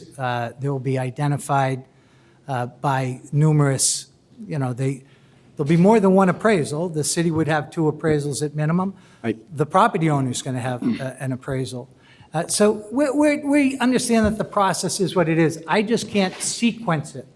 And I think that that's Completely what I wanna understand what make you're sure saying. that- I'm just, I guess, said another way, are there conversations internally with the paid-for experts Yes. that are modeling this financially? Because if there's 14 properties that are contemplated, 4 are part of the $61 million DIF package, that means that there's up to 10 that are not and would find itself under a different, I'm assuming, DIF package, right, above and beyond $61 million. So again, at what point does it not become fully self-supporting is what I'm trying to And dig I- into more. I don't know the answer. I know I'm not I think the expecting you to answer is- have it. I think the answer is, we can only afford X amount of diff. We can't just say, okay, we're going to, geez, we need to take 10 more properties, let's get another $100 million worth of diff. I We know, realize- understand it has a shelf life, but you can pivot to things such as iCubed, which has another, set of capacity. So there's ways to kind of move the money around. exactly. No question. But again, what I learned in this presentation of the, the recent iteration for the financing package is, we'll be looking to build another garage. So that was breaking news to me at the time. So that comes with a dollar figure. So I'm only asking these questions because I, like you and the council at large, want to be in a position where the city, the downtown Quincy continues to be fully self-supporting. So that's And- all. I just and want to you know don't- the financial planning behind. And I all do this. also want to say, you don't have to be a property owner in Quincy Center to ask these questions. You're a citizen of the city of Quincy. You're concerned about your own tax situation. You're concerned about your own perception of what's going on downtown. We're more than happy to make the planning department, as again, is already and will continue to be, the touch point for anybody that wants to get a little bit more clarity. In many cases, someone at home may not know that there are many items on the website. And, I want to make clear that we try to put everything up that's coming before this council on that website. And as we go forward in the future, even if you have a question that, it's just troubling you and you want to understand maybe what we know to this point, we're more than happy to share that information. It's all public information. And it's our responsibility to make that information available to anybody who is a citizen that wants to know that information. So, Like I said, you've always been excellent at doing that. I guess I'll put this maybe more in the form of a request through Councilor Geary, that when Craig appears back before us, that maybe some of that financial modeling reflects, some of this dialogue as well as some of the proposal for the parking garage, because again, we don't do this every day. We're not involved in the day-to-day like the administration is. So the financial, making this thing work financially is a huge part, I think, to the overall success. The takings, yeah, I mean, you want to take blighted properties offline. You want to continue to be fully self-supporting. And that's where my mind goes. So thank you for your presentation, and we'll be talking. Thank you, Councilor Mahoney. Hi. Thank you. Thank you, Chairwoman. I'm not sure who to start this with. I guess I can't help but go back in history just a little bit, because one of the things I think has happened here is, we had the first UDRP, and it was Streetworks, and they had options to buy the buildings. So when people say that they're not aware of the downtown, I highly believe that there were options on those buildings. So for most of the buildings that we're talking about, is that true? Many of the buildings or some of the buildings? Some of the buildings, I don't have the Streetworks map in front of me, and, there is if you're looking for a historical perspective, we're more than happy to provide that as well. Since the city has become, if you will, the master developer, we can be far clearer as to what the intention and which buildings are engaged. And again, we don't have options on these buildings. I know you don't. I guess what I'm saying is, at that time, when we did have options for some of those buildings, prior to exiting out of the Streetworks, we could have taken advantage of that because the price would have been much lower. The price would have been much lower. Let me be clear. We did not have options on that. No, Streetworks did, but we could have managed to work that out to be able to get those options. So anyway, that was one thing that we could do.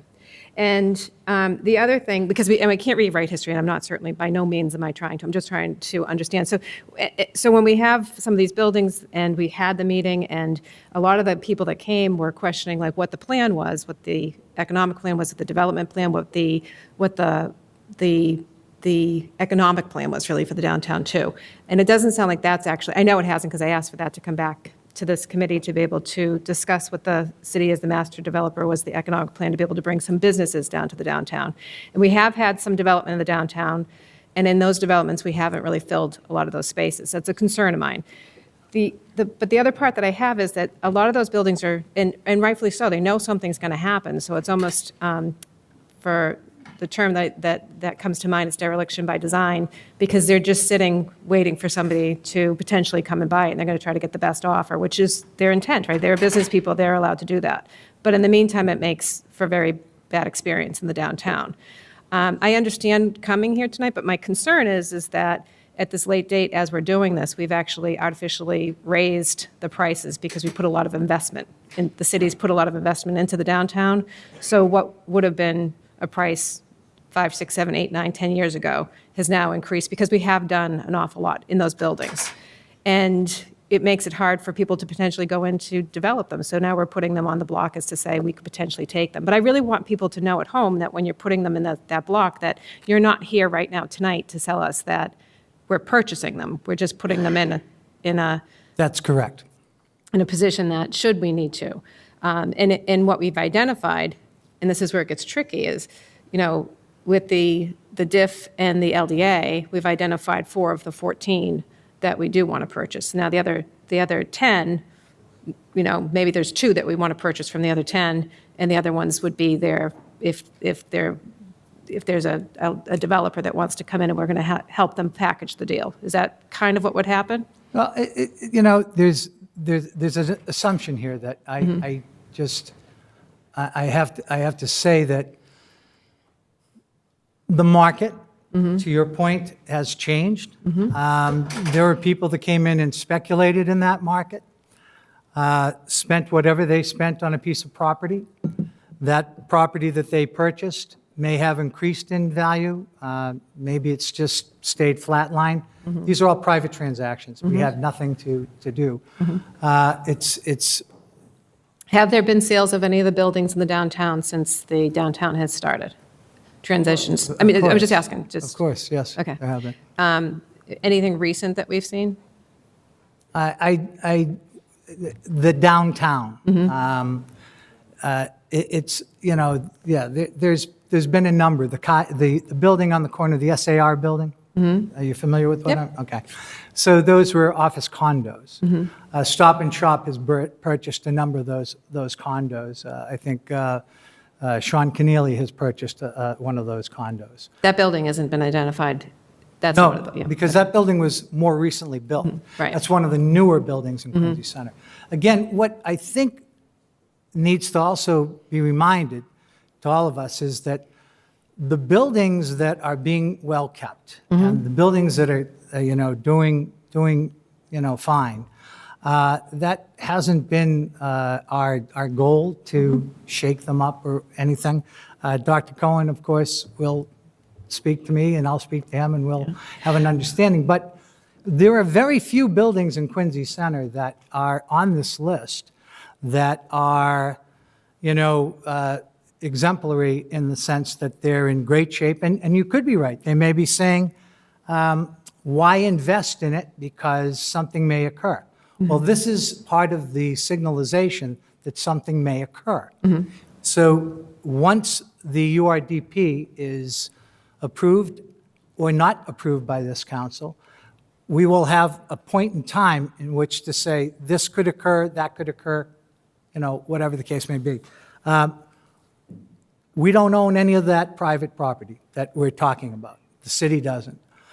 So the market is a market. Are many of them owned by LLCs, or are they owned by individuals? Do we know? I would be shocked if any of them are not protected by some kind of LLC or some kind of real estate trust. It's, I would say almost every building in Quincy Center is owned by some type of LLC. Okay. And then I guess the other thing is that when we're looking at this, and it's hard because we're combining the Hancock lot, we're combining a lot of the pieces for the UR. We're adding to it, and we're combining some things here. But I guess with clear understanding, we talk a lot about, there's a lot of developers. We talk, I'm mixing this up a little bit, Jim, I don't mean to, but when we had the diff here, this is what I mean. We were talking about the diff.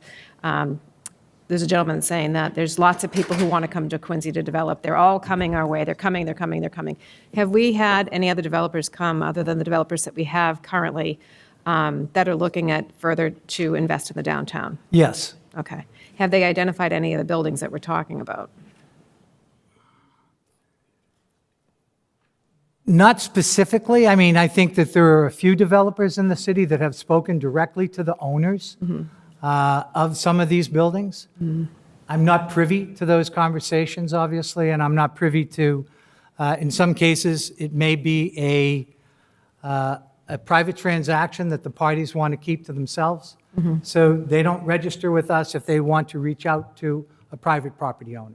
But they're interested, It would be hearsay, and I would say that if one thing I've learned working with developers is they make proposals, they change their mind, they sometimes go through with the program, and sometimes they don't. And that is not just in Quincy Center, that's every realty, a piece of real estate. it's the challenge with being the master developer of a downtown. I understand that because you're having a lot of conversations with people and. Sure, and some of them are more, we don't turn anybody away if they want to speak to us about a property. Some of them are much more experienced than others. Some of them are much more financially viable in the sense that they have other properties and they're known quantities. Some of them may come out of the blue with plenty of money. We listen to everybody because that's our job. We're an entitlement agency, and we listen to people that come forward and speak to us, including property owners. They come forward, if they said, could you reach out to a developer for us, we'd be uncomfortable. But there is an entire network of folks called realtors, and, Mr. Keneally is probably one of the preeminent in Quincy Center, that has his fingers. He knows more about what particular business owners and developers have said to each other because he's in that transaction. The city is not. So So I guess it goes back to when we're the master developer and you talk about that. So one of the concerns I have with that, Jim, is going back to the economic plan for the downtown because we have a vision and ties into the whole conversation that Council Palmucci was talking about at the beginning with how many times have we talked to the owners of the buildings, the tenants of the buildings, how many times have we reached out? And, your answer was plenty of times. I'm sure it has been plenty of times, but there's still some miscommunication out there because oftentimes what we hear is that people don't know what's going on. Tenants that might have signed leases in the buildings not knowing short-term tenants. But Yes. that's not necessarily your job. I'm not saying it is. No, I understand. But what I am saying is that when you have a vision for what's going to happen in the downtown, the URDP and identifying these locations usually goes with a vision of what you think is going to happen, along with the types of businesses that or developers that want to come to our city, or that side. But right now, what we're talking about is just putting them in the pot to stir it up a little bit. But we don't have that vision that's going along. And you might say, you got to wait to see who comes. But I think that's the problem, is we keep waiting and we don't know what's coming. In the meantime, it's escalating the price, and it is escalating the price because we set that standard by even the purchases that we do make. The 4 that we're making, we're establishing a criteria for what the cost of the square footage is for the next buildings that we purchase. Yeah, but potentially. let me back you up a little bit on that. What sets the price is the market. Is the willingness of one party to make an arrangement with another party to purchase something. Those parties also maintain the independence to say, I want to put in a florist. I want to put in a dental lab.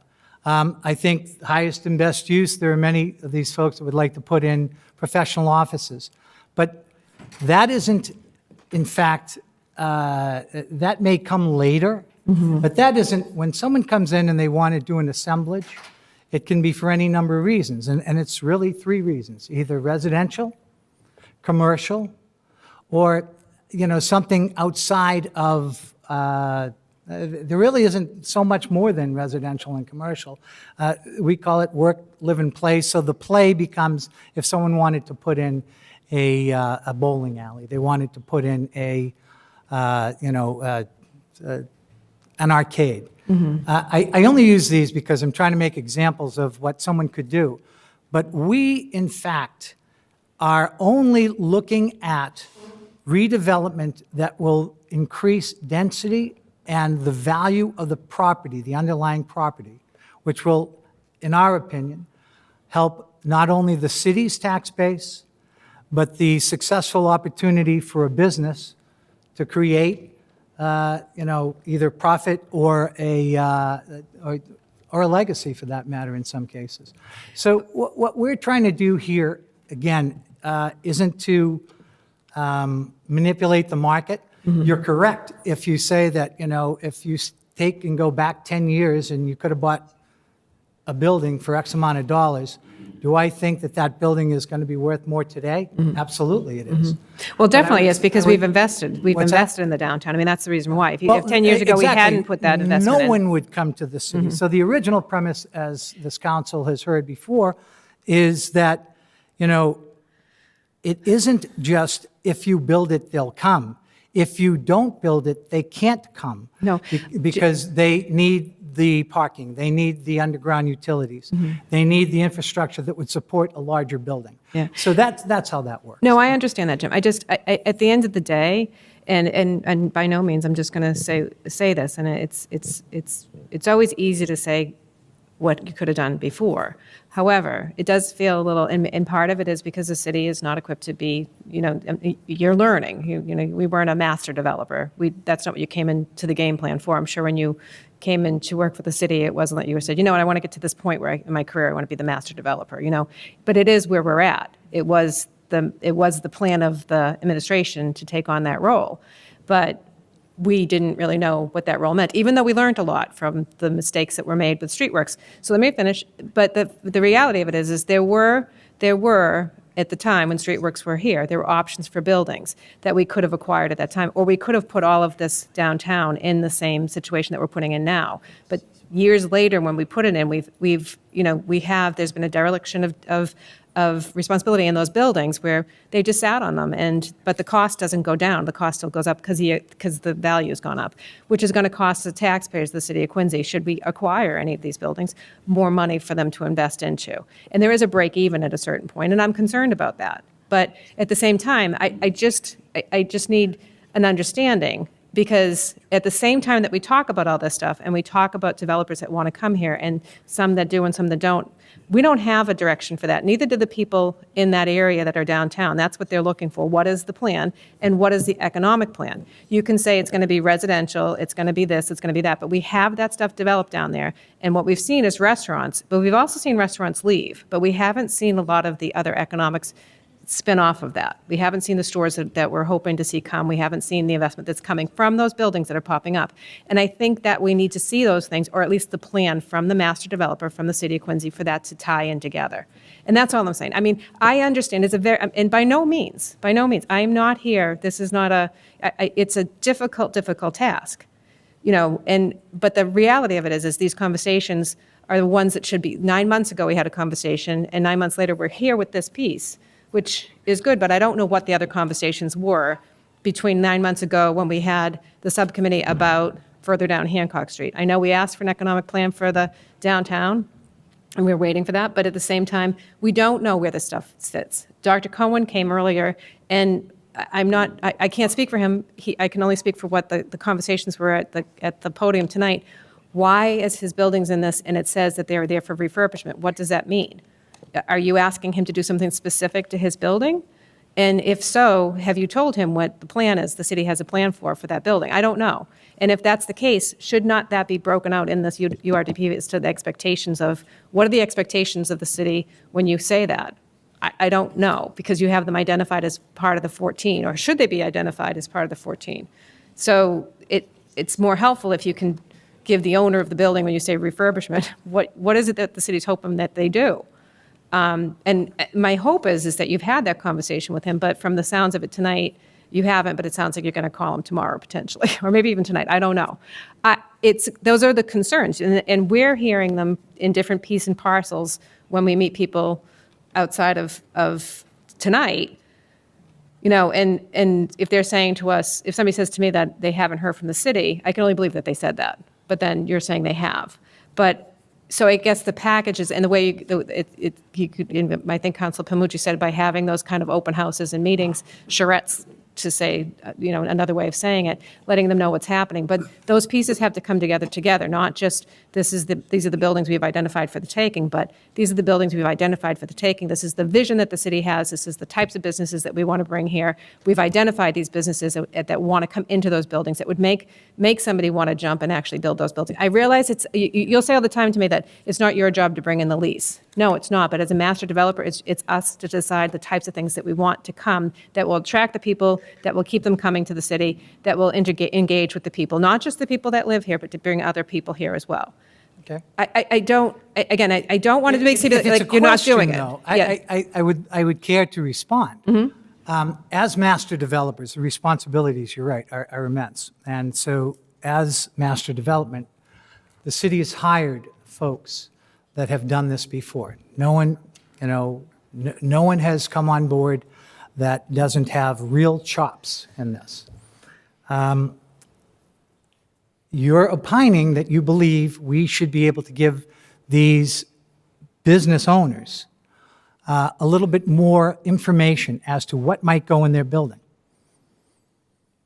I find that to be a difficult thing for us to foist on a business owner. What the vision is for the downtown. The vision of the downtown. It has to be more than just that it's going to be redeveloped into No, three it's things. going to be a place that is going far back as the Goody Clancy study and all the charrettes that have been held, that was a place that you could work, live, and play. That's what it is. It hasn't changed.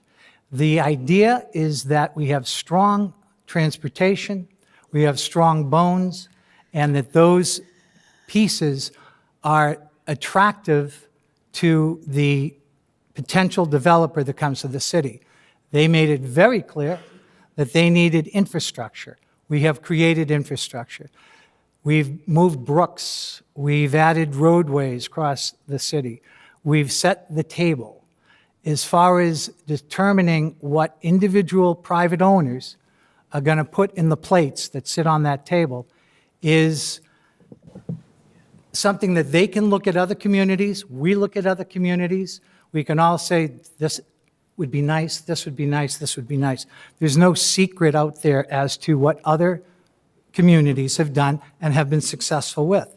But I would just say that we are all ears. We're more than happy to listen to anybody, have always been so, and will continue to be so. I guess I'm going to go right back to the last thing I said, Jim. By all the things that we've done, and the buildings that are sitting there, and supposedly people who, potentially could have had offers or not offers on the building, I don't know. That's something that I would think that you would know about the conversations you've had with them. I believe that they're sitting on their buildings with the hope, just like I can't remember the building that was on the corner before. I know Alba's owned it, or somebody owned it on the corner, and they had done some remodeling, and I think this is prior administration, and they end up having to spend or buy that corner for a lot more money. They're sitting hoping that by these acquisitions that they're going to get their get rich scheme tonight. And my concern is that, and again, this is just a concern, that they sat there, and this is it's a design method where you say dereliction by design. I'm going to sit in my building, I'm going to let it fall apart, I'm going to wait for the best offer to come in, because I'm not going to do any of those things, because the city has just created it so that somebody else will come in. I'm going to wait for them to come and give me the best offer, and the developer is going to say, great, and we're going to get the cheaper price, because that's historically what we've done.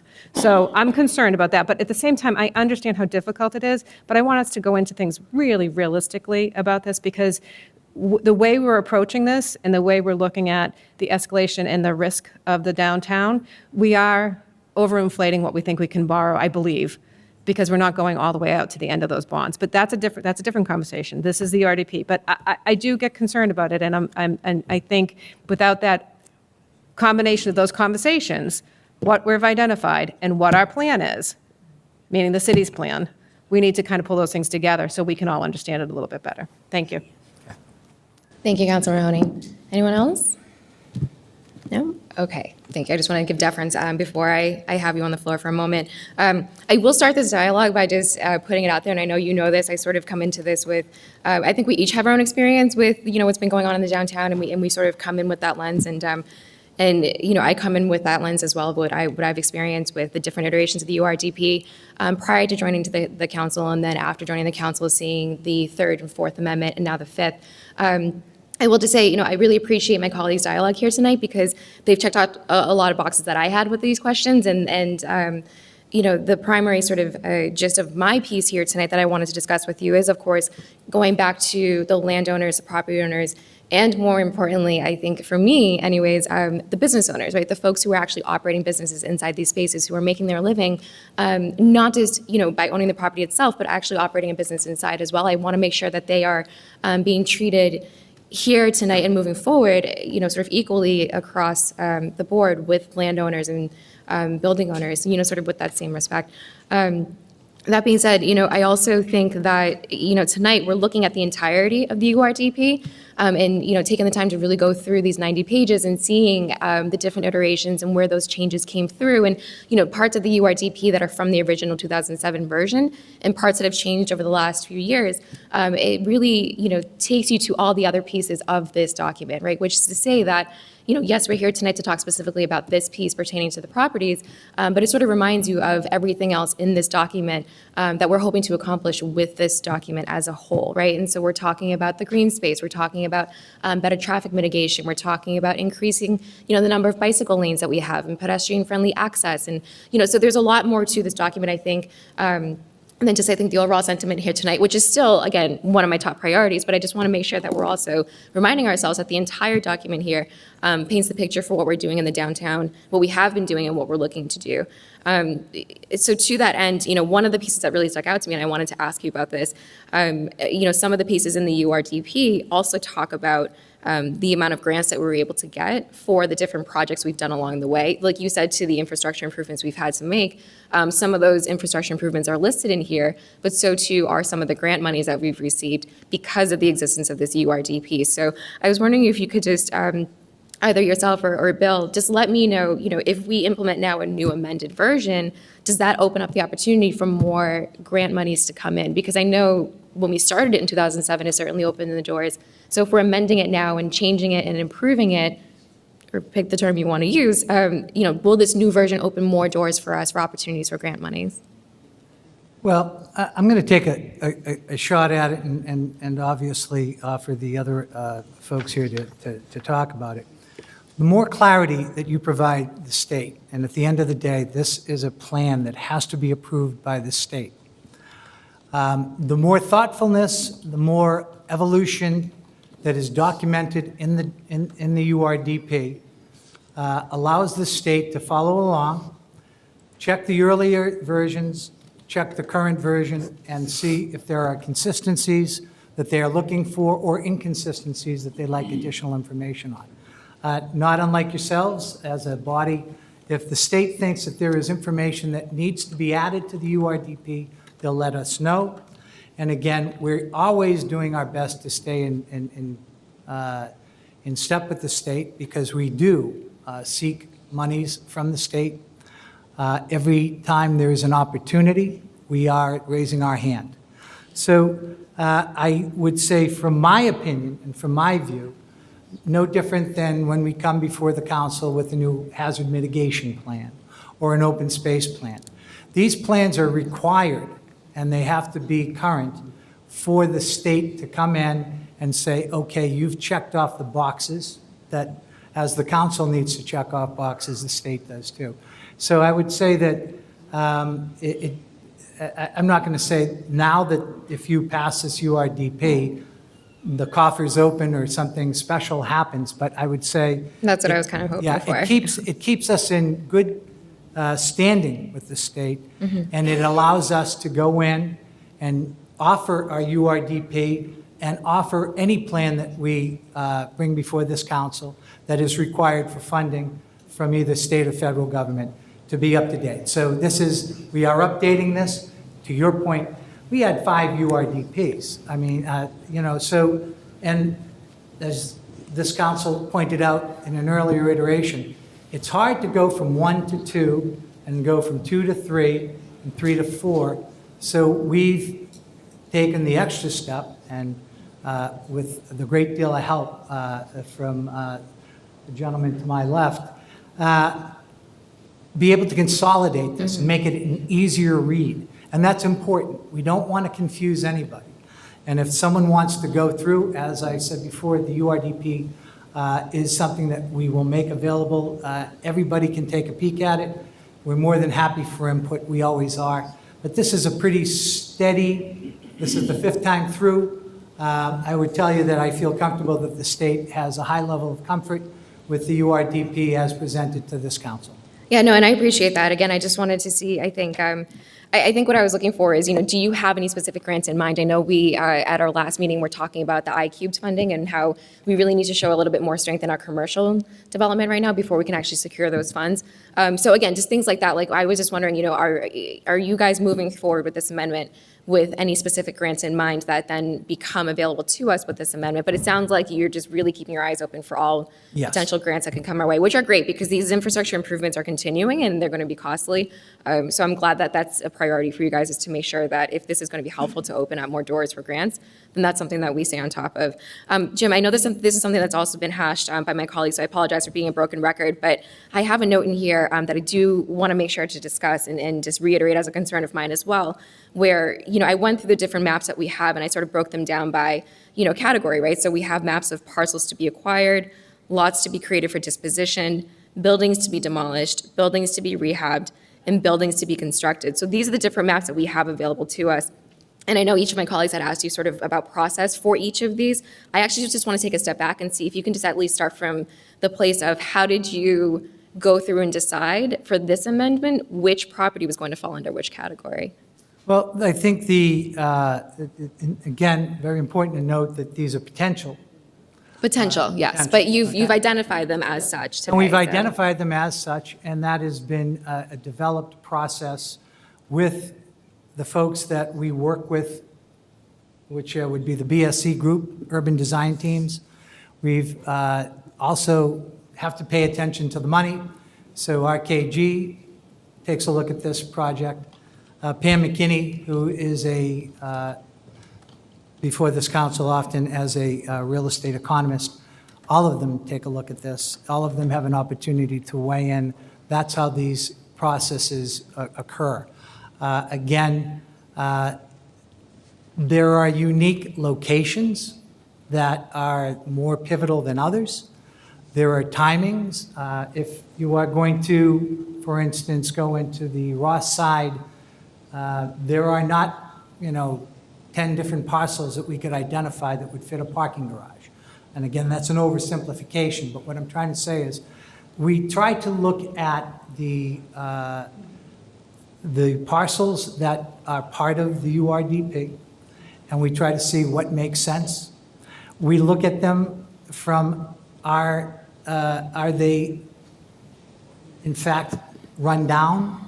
Are they, has any investment been made? Has partial investment been made? And I apologize for cutting you off. I just don't want to lose my train of thought with your response. I know that we have a blighted property ordinance. Do we reference that at all? I mean, how is it the determination made for property? I didn't get the question.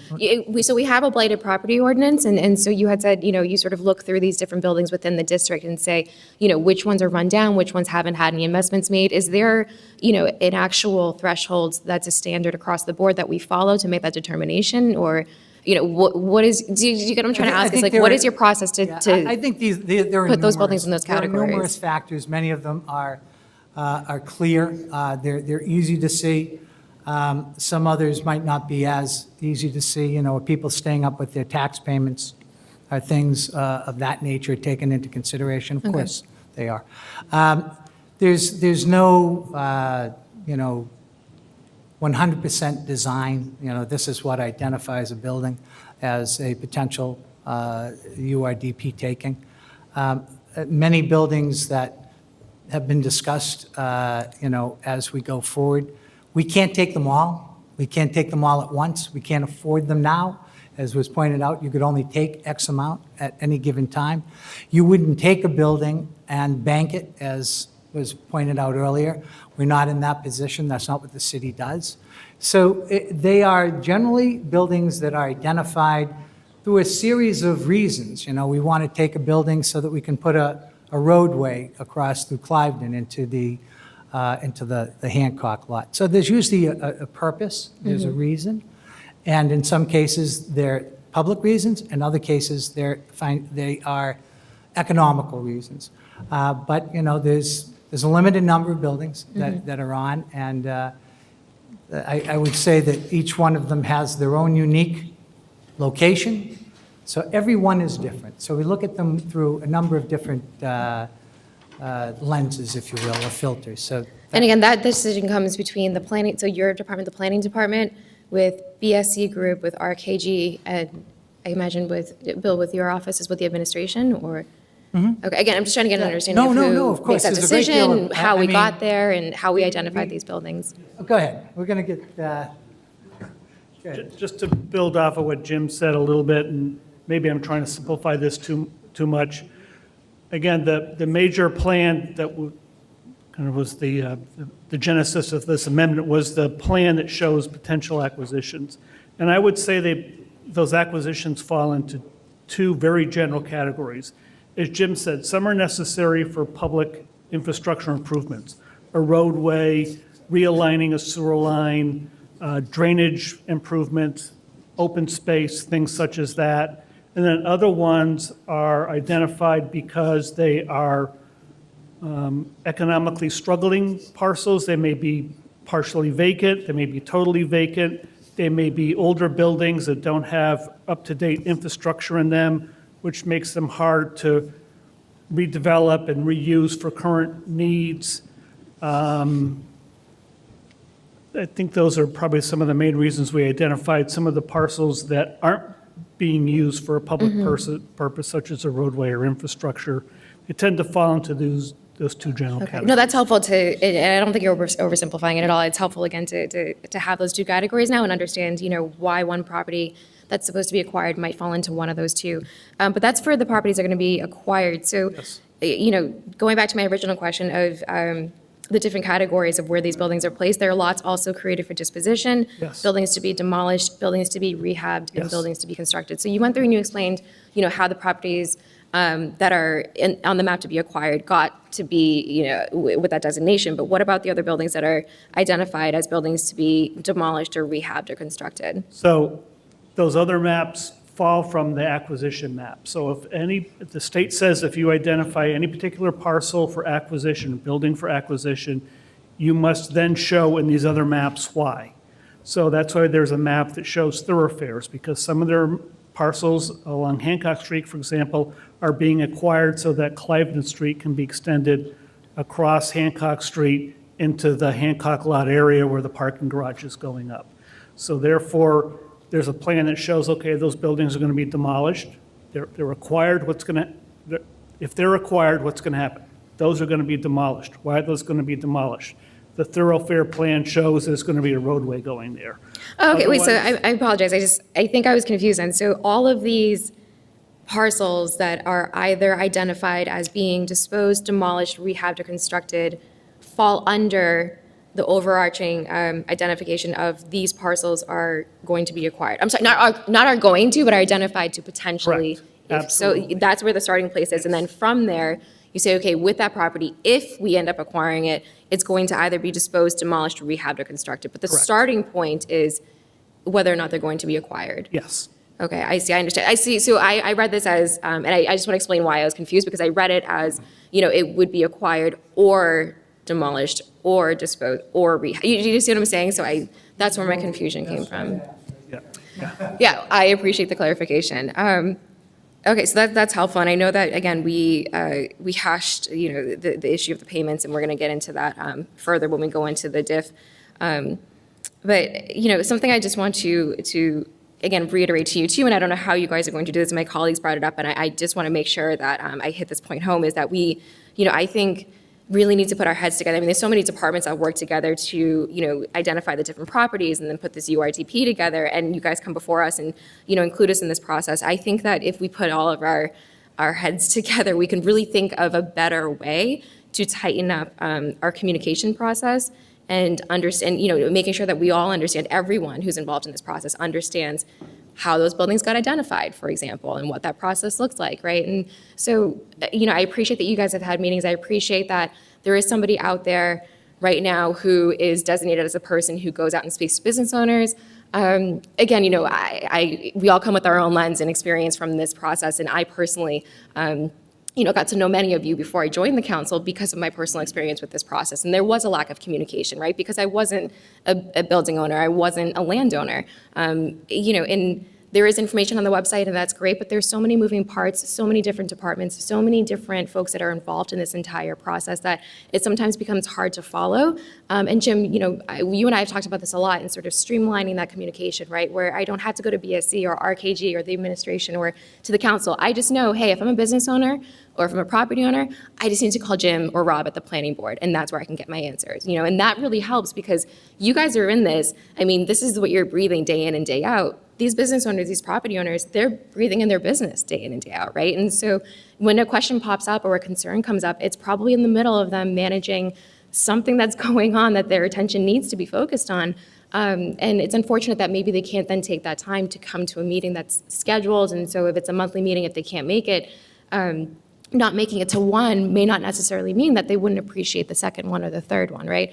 But if that doesn't, work well, then what else can we do? And I just think that, you guys have done a lot, and I'm not trying to diminish that by any means. I just think that we can continue to try other things to find what works best, depending on maybe what phase of the project we're in. I think depending on what we're doing in the downtown, the lines of communication might change, might become more frequent, or might become less, right? Because that particular project or that construction happening that month or that year might be a little bit different, right? So I just think that we always need to sort of understand that this process is a live process that will have to change and evolve and continue to improve. And that's something that I'm really excited to see here tonight, right? Because I've also talked to you guys about sort of my gripe with why are we, sort of being reactionary to things where we're waiting and we're saying we're not going to pay attention to that, or we're going to wait until we get something going on up there, and then we'll move on up, and then we'll address that part of the city or that part of the street. And I think for everyone involved, that waiting game creates a lot of anxiety, because if you exist as a property owner or a tenant up in that area that doesn't have the focus right now, you are also waiting and trying to figure out, do I pay $30,000 to redo my roof? Is my landlord going to do that? Are they going to buy the property? Do I have to think about moving elsewhere? And if we're not focused on that part of the city yet, nobody has answers, right? None of us have answers if we're not focused on that part of the city. So I appreciate that you're being sort of a little bit more, you're approaching this a little bit more foresight to do that, right? To say, we might not necessarily be at this section of the city yet up here, but we know that this is what we want up there, and so you're planning for that, and I see that, and I appreciate that. It just, again, I think is a great step that we're taking, but we still need to continue to improve. I think that, going back to, because I have all these notes here about how, we need to increase lines of communications, we need to work together.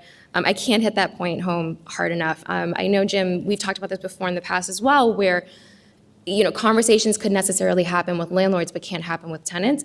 And I think a lot of the calls, and I don't want to be presumptuous about my colleagues, but a lot of the calls that I know I receive, and even personal experience, were from the tenants.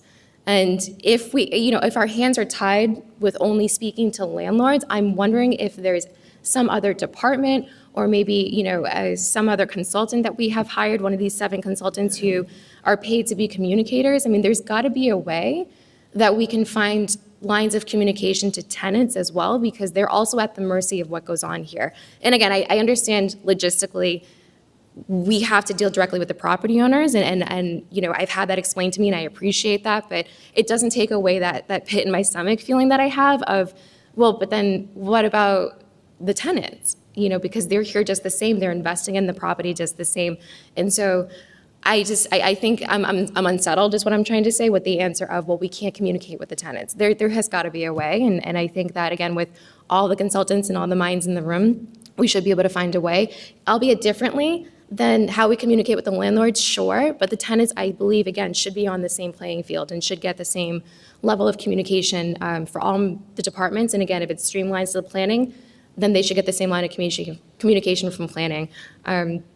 Again, I'd be really excited to sit down with you guys and try to figure that out. I would love to, have tenants of the downtown, not just, the property owners, but actual tenants come in and give suggestions on how we can do that. I think that'd be great, but I just don't want to keep moving on these documents and keep moving on these iterations without having some progress made with communication to tenants as well, and that's a sticking point for me. So I appreciate you guys being here tonight. I don't believe my colleagues, does my colleagues have any other questions for any of the folks here? Yes, please, Councilor Mahoney.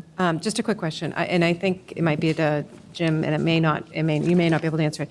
So for the rest, the burnt-out buildings, in all of the buildings that we're looking at, is everybody current with their taxes, and do we do anything for fines for blight? Or that's a common question that gets asked. I mean, one of the things that we didn't ask tonight is, are people current with their taxes?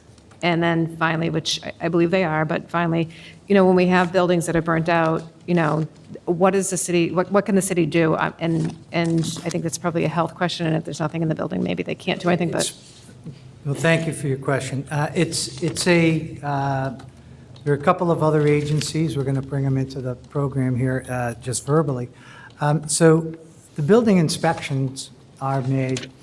We are, on a burnt-out building, we want to make sure that no one can get into the building and injure themselves in the building, regardless whether they're trespassing or not.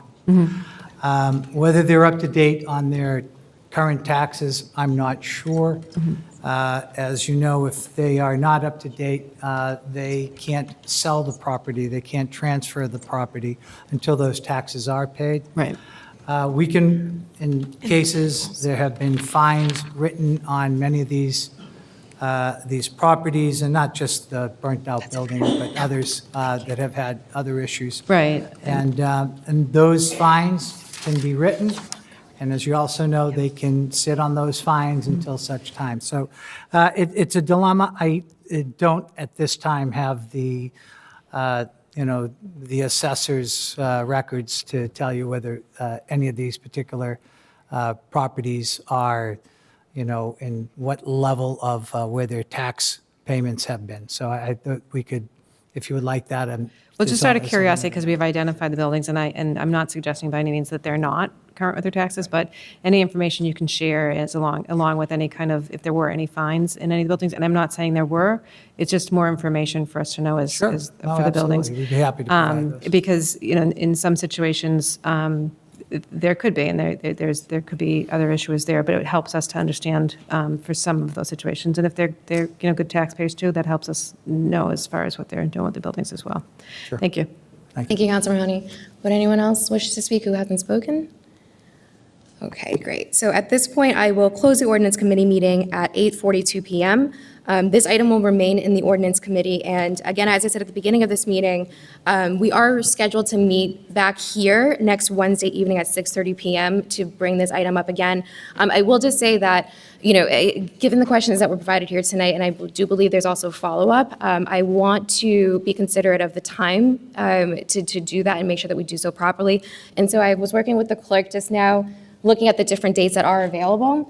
And what we could do is, instead of coming back here so quickly within a week, we can give a little bit more time for these answers to get produced to all of us, and meet instead on Monday, May 6th at 6:30 PM prior to the 7:30 council meeting.